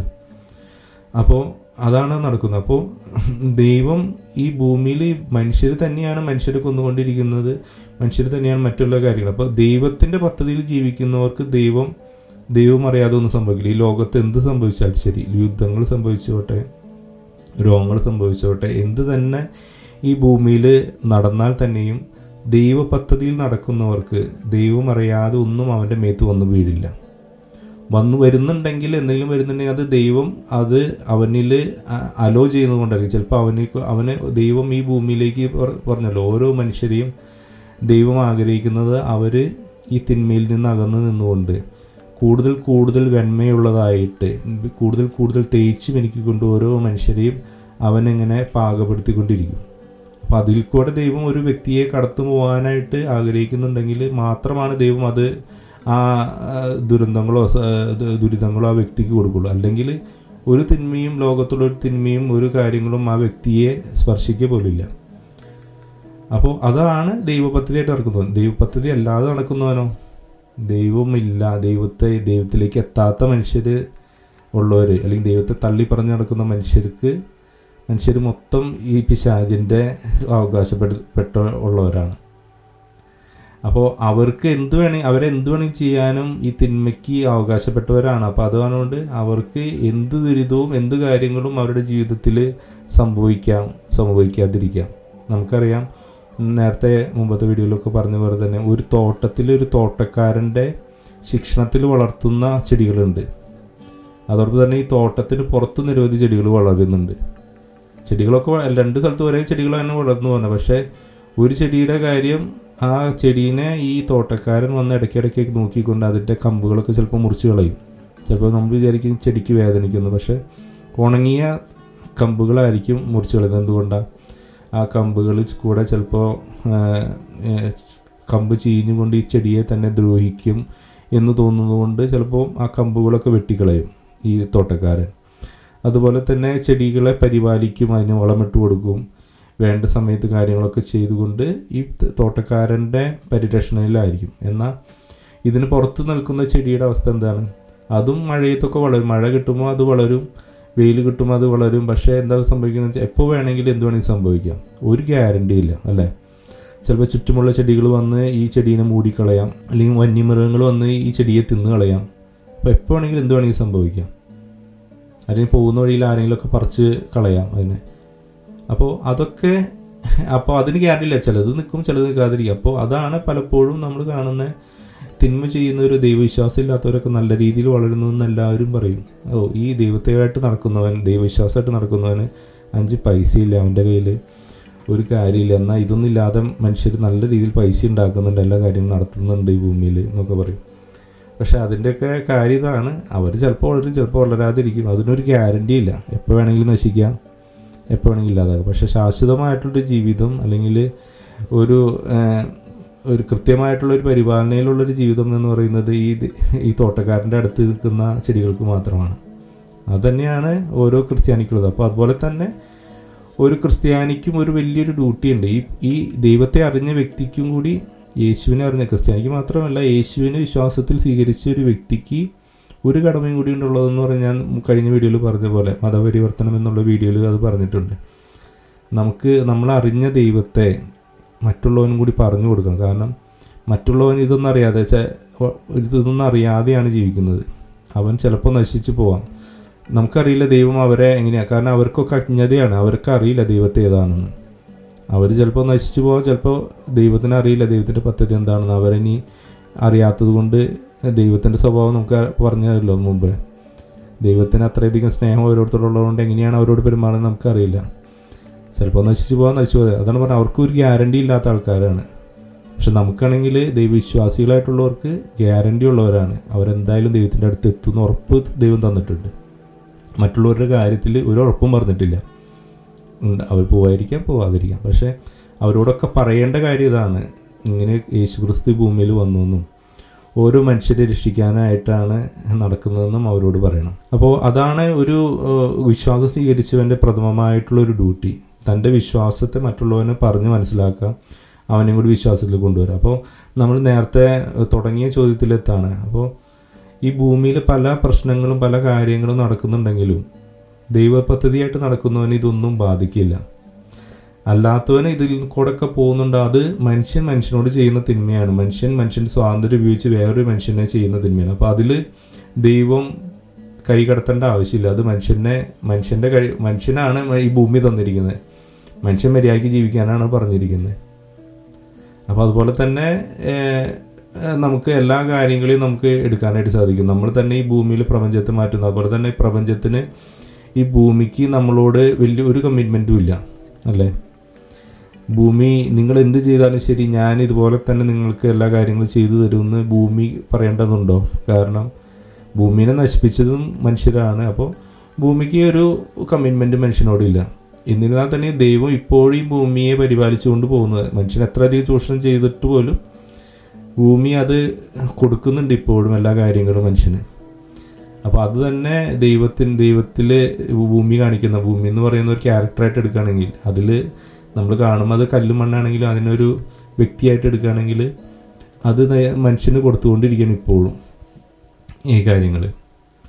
അപ്പോൾ നമുക്കപ്പോൾ ഇതിൽ നിന്ന് ഒരു കാര്യങ്ങൾ മനസ്സിലായില്ലേ, എന്തുകൊണ്ടാണ് ഈ ലോകത്തുണ്ടാകുന്ന ദുരിതങ്ങളും കാര്യങ്ങളിൽ ദൈവം എന്തുകൊണ്ടാണ് ഇടപെടാത്തത്. അപ്പോൾ ഓരോ പ്രശ്നങ്ങളും അതുപോലെ തന്നെ ഒരു മനുഷ്യനും നല്ല രീതിയിൽ, ഇപ്പം നേരത്തെ പറഞ്ഞ പോലെ 20 ഡിഗ്രി 22 ഡിഗ്രി സെൽഷ്യസിൽ നിങ്ങൾ മര്യാദയ്ക്ക് എല്ലായിടത്തും സന്തോഷം, എല്ലാവരും നല്ല വർത്തമാനം പറയുന്നു, എല്ലാവരും നിങ്ങളെ അങ്ങനെ ഒരു ജീവിതം, ഒരു ഗ്യാരണ്ടി നമ്മളോടൊക്കെ ആരും തന്നിട്ടില്ല. നമുക്കതൊന്നും പറയാനുള്ള അവകാശമില്ല. അപ്പോൾ ഈ ലോകത്ത് മോശം മനുഷ്യരുള്ളത് കൊണ്ടും തിന്മ ഈ ലോകത്തുള്ളത് കൊണ്ടും തിന്മയ്ക്കും ഈ ലോകത്ത് അവകാശമുള്ളത് കൊണ്ടും ഇതെല്ലാം നമ്മുടെ ജീവിതത്തിൽ, ഓരോ ദൈനംദിന ജീവിതത്തിൽ നമ്മളെ സ്വാധീനം ചെലുത്തിക്കൊണ്ടിരിക്കും. രോഗങ്ങളായിട്ടും പലതായിട്ടും പല പ്രശ്നങ്ങളായിട്ടും നമ്മളെ ഇത് അറ്റാക്ക് ചെയ്തുകൊണ്ടിരിക്കും. അവിടെ നമുക്കുള്ള രക്ഷ എന്ന് പറയുന്നത് നമ്മൾ ഈ ക്രിസ്തുവിൽ വിശ്വസിക്കുക, അല്ലെങ്കിൽ ദൈവത്തിൽ വിശ്വസിക്കുക, ദൈവത്തിൻ്റെ ഹോളി സ്പിരിറ്റ് സ്വീകരിക്കുക, എന്നിട്ട് ഈ പ്രശ്നങ്ങളെ തരണം ചെയ്യുക. ഇതാണ് മനുഷ്യന് കൊടുക്കുന്ന പരീക്ഷ. അതിങ്ങനെ ദൈവം പറയുന്നുണ്ട്, ഓരോ കാലഘട്ടം കഴിയുന്തോറും ഇതിങ്ങനെ കൂടിക്കൊണ്ടിരിക്കും. നമുക്കറിയാം ഇന്ന് എത്രയധികം വിശ്വാസത്തിൽ നിന്ന് ആൾക്കാർ പോകുമ്പോൾ പലരും ചിരിക്കുകയാണ്. മീൻസ് എല്ലാവർക്കും ബുദ്ധി കിട്ടി, ദൈവത്തിൽ നിന്ന് അകന്നു, ഇനി പള്ളികളുടെ ആവശ്യമില്ല, ഇനി മുതൽ ഇനി സന്തോഷമായിരിക്കും എല്ലാവർക്കും എന്നൊക്കെ പറഞ്ഞു നടക്കുന്ന ആൾക്കാരുണ്ട്. അവർ ഈ സെയിം തന്നെയാണ്. നമ്മൾ ചിന്തിച്ച് നോക്കുക, ഒരു ആലയുടെ ഉള്ളിൽ, അതായത് ആട്ടിൻ തൊഴുത്തിൻ്റെ ഉള്ളിൽ നിൽക്കുന്ന ആടുകൾ ആ വെയിൽ പൊളിച്ച് പുറത്തിറങ്ങിയപ്പോൾ ഉണ്ടാകുന്ന സന്തോഷമാണ് അവർക്ക്. അവർ പറയാണ്, ഇത്രയും നാൾ ഈ കൺജസ്റ്റഡ് ആയിട്ടുള്ള ഈ തൊഴുത്തിലാണ് ഞാൻ നിന്നത്, എനിക്ക് ഒരു സ്വാതന്ത്ര്യം ഇവിടെ കിട്ടിയില്ല, എപ്പോഴും എനിക്കിവിടെ ഒരു തുറങ്ങൽ ജീവിതമായിരുന്നു. പക്ഷേ ഇപ്പോൾ നോക്കൂ, എനിക്ക് ഒന്നും എന്നെ ബന്ധിക്കുന്നില്ല, എനിക്കിഷ്ടം പോലെ വിഹരിച്ച് നടക്കാം, എവിടെ വേണമെങ്കിലും തുള്ളിച്ചാടി പോകാം, എന്ത് വേണമെങ്കിലും ചെയ്യാൻ എനിക്ക് സ്വാതന്ത്ര്യം കിട്ടിയെന്ന് പറഞ്ഞുകൊണ്ട് ഈ തൊഴുത്തിൻ്റെ വാതിലുകൾ തകർത്തുകൊണ്ട് പുറത്തേക്ക് ഓടുന്ന ആടുകൾക്ക് തുല്യമാണ് ഇന്ന് വിശ്വാസത്തിൽ നിന്ന് പോകുന്ന മനുഷ്യർ. അവരറിയുന്നില്ല എപ്പോഴാണ് ചെന്നായി വരുന്നതെന്നോ എപ്പോഴാണ് മറ്റു വന്യമൃഗങ്ങളൊന്നും അവരെ പിടിക്കുന്നതെന്നും അവർക്കറിയില്ല. അല്ലെങ്കിൽ അവരൊരു കുഴിയിൽ വീണ് പോയാൽ ആരും രക്ഷിക്കാൻ വരുമെന്നോ ഒന്നും അവർക്ക് അറിയില്ല. അവരങ്ങനെ പോയി പലരും പിടിച്ചുകൊണ്ടുപോയി, അല്ലെങ്കിൽ പല രീതിയിൽ അവർ നശിച്ച് ഈ ലോകത്തിൽ നിന്ന് മറഞ്ഞു പോകും എന്നുള്ളത് മാത്രമാണ്. അപ്പോൾ അവരുടെയൊക്കെ വാക്ക് കേട്ടുകൊണ്ട് വിശ്വാസത്തിൽ നിന്നൊക്കെ മാറാൻ ഉദ്ദേശിക്കുന്നവർ ചിന്തിച്ചു പോകാം, തങ്ങളുള്ള തൊഴുത്ത് എത്ര സംരക്ഷണത്തിലാണുള്ളതെന്ന്. അത് തൻ്റെ തൊഴുത്ത് സൂക്ഷിക്കുന്ന ആട്ടിടയൻ എപ്പോഴും നോക്കിക്കൊണ്ടിരിക്കുന്നതാണ്. ആ ആട്ടിടയൻ്റെ സംരക്ഷണം ആടുകളോടൊപ്പമുണ്ട്. ആ ആടുകളെ എപ്പോഴാണ് അവർക്ക് ആവശ്യമുള്ളത് അതൊക്കെ അവർക്ക് കൊടുക്കുമെന്ന് ഉറച്ച് വിശ്വസിച്ചുകൊണ്ട് ആ വിശ്വാസത്തിൽ നിലനിൽക്കുക. പുറമേയുള്ള ആടുകൾ വന്ന് ചിരിച്ച് കാണിക്കും, നിങ്ങൾ ഇതിന്ന് പുറത്ത് ചാടിക്കോ, വേഗം പോയിട്ട് നമുക്ക് രക്ഷപ്പെടാമെന്നൊക്കെ പറയും. പക്ഷേ ബോധപൂർവം യുക്തിപൂർവം നിങ്ങൾ ആ വിശ്വാസത്തിൽ നിലനിൽക്കുക എന്നുള്ളതാണ് ഓരോരുത്തരുടെയും ഡ്യൂട്ടി. അപ്പോൾ ഇത്രയും പറഞ്ഞുകൊണ്ട് നമ്മൾ ഈ വീഡിയോ അവസാനിപ്പിക്കാൻ പോവുകയാണ്. അപ്പോൾ നേരത്തെ പറഞ്ഞ ചോദ്യം നിന്ന് കുറേയൊക്കെ നമ്മൾ ഡൈവേറ്റ് ചെയ്ത് പോയെങ്കിലും നിങ്ങൾക്ക് ഒരു ജനറൽ അതാണ് പറഞ്ഞത്, നമുക്ക് എന്ത് കാര്യവും പറയണമെങ്കിൽ കുറേ കാര്യങ്ങളെ നമ്മൾ ഡിഫൈൻ ചെയ്യാതെ ഒന്നും പറയാൻ പറ്റില്ല. കാരണം ഈ മനുഷ്യർ എല്ലാ കാര്യങ്ങളും എടുത്തുകൊണ്ട് ഇപ്പോൾ മൊത്തം അഡൾട്രേറ്റ് ചെയ്യാന്ന് പറയില്ല. ഇപ്പോൾ നമ്മളെ ഒന്നിനും ഇപ്പോൾ സ്നേഹം എന്ന് പറയുന്നു, എന്താണ് സ്നേഹമെന്ന് ഓരോ വ്യക്തിയോടും ചോദിച്ചു കഴിഞ്ഞാൽ ഓരോ വ്യക്തി വേറെ ഓരോ തരത്തിലാണ് പറയുന്നത്. അപ്പോൾ അതിനൊക്കെ ഡിഫൈൻ ചെയ്യാതെ ഒന്നും നമുക്കൊരു കാര്യം പറയാനായിട്ട് സാധിക്കില്ല. ഒരു വ്യക്തിയുടെ സ്നേഹമായിരിക്കില്ല വേറെ വ്യക്തി വിചാരിച്ചിരിക്കുന്ന സ്നേഹം. അതുപോലെ തന്നെ ദൈവത്തെപ്പറ്റി പറഞ്ഞു, ദൈവത്തെപ്പറ്റി ഒരു ആൾ ഒരു ദൈവവിശ്വാസികൾ തന്നെ ആയിരക്കണക്കിന് വിശ്വാസി ലോകത്തുള്ളതുകൊണ്ട് ഒരു വിശ്വാസിയുടെ ദൈവമായിരിക്കില്ല വേറെ വിശ്വാസിയുടെ ദൈവം. ആ വിശ്വാസത്തിൻ്റെ ദൈവത്തിൻ്റെ ക്യാരക്ടറായിരിക്കും വേറെ വിശ്വാസത്തിൻ്റെ ദൈവത്തിൻ്റെ ക്യാരക്ടർ. അപ്പോൾ ജനറലായിട്ട് നമുക്കൊരു ദൈവം എന്ന് പറയാൻ പറ്റില്ല, അവിടെയും ദൈവത്തെ ഡിഫൈൻ ചെയ്യണം. അപ്പോൾ എന്ത് പറഞ്ഞാലും നമ്മളെല്ലാത്തിനെയും ഡിഫൈൻ ചെയ്യേണ്ട സ്ഥിതിയിലാണ് ഇപ്പോൾ. അപ്പോൾ അതുകൊണ്ടാണ് ഞാൻ പലപ്പോഴും പറയാതെ ഞാൻ ആദ്യത്തെ വീഡിയോകൾ അതുകൊണ്ടാണ് കുറേ ബേസിക്കായിട്ടുള്ള കുറേ ഇത് പറഞ്ഞ് അതിന്ന് ആ അടിസ്ഥാനത്തിൽ നിന്നുകൊണ്ട് എല്ലാ കാര്യങ്ങളും പറയാനായിട്ട് ശ്രമിക്കുന്നത്. അതുപോലെ മനുഷ്യൻ്റെ പരിമിതികളെപ്പറ്റി നമ്മൾ മനസ്സിലാക്കിയിരിക്കണം. എന്തിനാൽ മാത്രമാണ് പല കാര്യങ്ങളും നമുക്ക് ബോധ്യപ്പെടുള്ളൂ.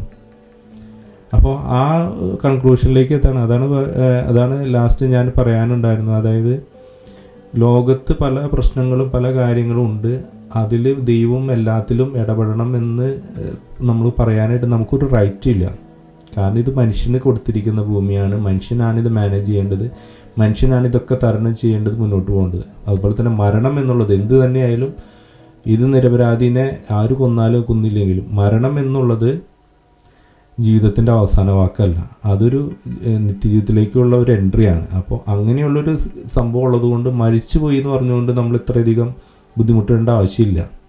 അതാണ് പറഞ്ഞത്, ഈ ലോകത്തുള്ളവർ അത് ഏറ്റവും വലിയ ഇതാണ്. കാരണം അവൻ ചിന്തിക്കുന്ന ആ മനുഷ്യൻ അല്ലെങ്കിൽ ഒരു കുട്ടി മരിച്ചുപോയി, അവനവൻ്റെ ജീവിതം ജീവിക്കാൻ പറ്റിയില്ല, ഈ ലോകത്ത് ഒന്നും ഒരു സുഖങ്ങൾ ലഭിച്ചില്ല എന്നുള്ള രീതിയിലാണ് കാണുന്നത്. പക്ഷേ യഥാർത്ഥത്തിൽ അവൻ ഈ ഭൂമിയിലുള്ള പ്രശ്നങ്ങളൊന്നും അനുഭവിക്കാതെ നേരത്തെ തന്നെ മരണാനന്തര ജീവിതത്തിലേക്ക് കയറി എന്ന് കാണുമ്പോൾ അതാണ് ആ കുട്ടിക്ക് കിട്ടിയ ഏറ്റവും വലിയ സൗഭാഗ്യം എന്ന് പറയാം. അപ്പോൾ അവൻ അത് സ്വന്തമായിട്ട് മേടിച്ചതല്ല. അപ്പോൾ അന്ന് വിചാരിച്ചത്, ഞാൻ നേരത്തെ പറഞ്ഞ പോലെ നമ്മളുടെ ജീവിതം അവസാനിപ്പിക്കാനായിട്ട് നമുക്കൊരു റൈറ്റും ഇല്ല. കാരണം അവൻ മരിച്ചത് അവൻ്റെ കുറ്റം കൊണ്ടല്ല, വേറൊരാൾ ചെയ്ത പ്രവൃത്തി മൂലമോ അല്ലെങ്കിൽ വേറൊരു ഗ്രൂപ്പ് വേറൊരു രാജ്യം ചെയ്ത പ്രവൃത്തി മൂലമാണ് അവൻ മരിച്ചു പോയത്. അപ്പോൾ അതിനെ അവൻ്റെ രീതിയിൽ അത് ദൈവം അതിന് അനുവദിച്ചു കൊടുത്തു, അല്ലെങ്കിൽ അവനെ സ്വീകരിച്ചു എന്നുള്ള രീതിയിൽ നമ്മൾ കണ്ടാൽ മതി. അപ്പോൾ ഇത് പറയുമ്പോൾ പെട്ടെന്ന് എല്ലാവർക്കും ഒരു റാഷായിട്ട് തോന്നും, കാരണം മരണത്തെ അങ്ങനെ നിസ്സാരവൽക്കരിച്ച് പോയോ എന്ന് തോന്നും. പക്ഷേ യഥാർത്ഥത്തിൽ അതാണ് ദൈവത്തിൽ വിശ്വസിക്കുന്നവരുടെ ജീവിതം അവിടെ തന്നെയാണ്. മരണാനന്തര ജീവിതം തന്നെയാണ് നമുക്ക് ഏറ്റവും വലുത്. ഭൂമിയിലുള്ള ജീവിതം എന്നാൽ ഒരു പ്രയോറിറ്റി ഇല്ല എന്നുള്ളത് പറയുന്നത്. ഭൂമിയിൽ നമ്മൾക്ക് ദൈവം തന്ന എല്ലാ സാഹചര്യങ്ങളും ഉപയോഗിച്ച് ദൈവത്തിൻ്റെ ഹെൽപ്പോടുകൂടി നമുക്ക് ഏറ്റവും സന്തോഷകരമായിട്ട് എങ്ങനെയാണോ ജീവിക്കാൻ കഴിയുന്നത് ആ രീതിയിൽ നമ്മൾ ജീവിച്ച് കാണിക്കുക. നമ്മൾ ഓരോ ദിവസവും നമ്മൾ ജീവിക്കുന്നത് ഈ മരണാനന്തര ജീവിതത്തിലേക്ക് കൊണ്ടുപോകാനുള്ള നമ്മൾ സമ്പാദിക്കുകയാണ് ചെയ്യുന്നത്. നമ്മൾ എത്രയധികം നന്നായിട്ട് ജീവിക്കുന്നു അത്രയും നല്ല രീതിയിലായിരിക്കും നമ്മളുടെ അവിടുത്തെ ജീവിതം എന്ന് പറയുന്നത് എന്നാണ് പറയുന്നത്. ദൈവം തന്നെ പറയുന്നുണ്ട്, നിങ്ങളുടെ ഓരോരുത്തരുടെയും പണി അവസാനം വെളിവാകും എന്നുള്ളത്. പണി എന്ന് പറയുന്നത് നിങ്ങൾ അവിടുത്തെ ലോകത്തിലേക്കുള്ള കാര്യങ്ങളാണ്. ഇവിടെ തന്നെ അവിടുത്തെ ലോകത്തിലുള്ള ഒരു വാസസ്ഥലമാണ് ഇവിടുത്തെ നിങ്ങളുടെ പ്രവൃത്തി കൊണ്ട് നിങ്ങൾ ഉണ്ടാക്കിക്കൊണ്ടിരിക്കുന്നത്. നമ്മൾ വിചാരിക്കുക, നമ്മളൊരു പഴയ സ്കൂൾ റൈംസിൽ കേട്ടിട്ടുള്ളൊരു പാട്ടും കഥകളാണ്. 3 പന്നിക്കുട്ടികൾ വീടുണ്ടാക്കുന്നു. ഒരാൾ പുല്ലുകൊണ്ടുണ്ടാക്കുന്നു, ഒരാൾ മരം കൊണ്ടുണ്ടാക്കുന്നു, ഒരാൾ ഇഷ്ടിക കൊണ്ട് വീട് പണിയുന്നു. ചെന്നായി വരുന്നു, ഓരോരുത്തരുടെയും കൂടുകളെ ഊതുന്നു. അപ്പോൾ അവസാനം ഇഷ്ടിക കൊണ്ട് പണിത വീട് മാത്രം ഉറപ്പുള്ളതായിട്ട് തീരുന്നു. അതുപോലെ തന്നെയാണ് ഈ മനുഷ്യരുടെയും കാര്യം. മനുഷ്യൻ ഓരോ ദിവസവും നിങ്ങൾ എന്താണോ നിങ്ങളുടെ ആ ലോകത്തിന് വേണ്ടിയിട്ട് സമ്പാദിക്കുന്നത് അത് നിങ്ങളുടെ പുണ്യങ്ങളാണ്. ഓരോ ദിവസവും നിങ്ങൾ എത്രയധികം സമ്പാദിക്കുന്നോ അത്രയധികം നല്ലൊരു ഭവനമായിരിക്കും നിങ്ങൾക്ക് അവിടെ ലഭിക്കാൻ പോകുന്നത്. അല്ലാത്തവൻ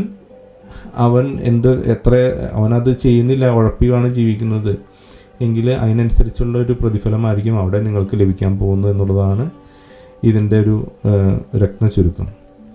അപ്പോൾ വീഡിയോ ലെങ്തി ആയി എന്ന് എനിക്കറിയാം, എങ്കിൽ തന്നെ ഇത്രയധികം നേരം നിങ്ങൾ ലാസ്റ്റ് എൻഡിലേക്ക് എത്തിയിട്ടുണ്ടെങ്കിൽ, പലരും 2 മിനിറ്റ് കഴിയുമ്പോൾ ചിലപ്പോൾ സ്കിപ്പ് ചെയ്യാനായിരിക്കും സാധ്യത. പക്ഷേ നിങ്ങൾ ഈ വാക്ക് കേൾക്കുന്നുണ്ടെങ്കിൽ ഈ വീഡിയോയുടെ ലാസ്റ്റ് എൻഡിലേക്ക് എത്തിയിട്ടുണ്ടാവുമല്ലോ. അപ്പോൾ നിങ്ങൾക്ക് പ്രത്യേകമായിട്ട് നന്ദി ഇത്ര നേരം ഇത് കേട്ടുകൊണ്ടിരുന്നതിന്. Welcome to common sense.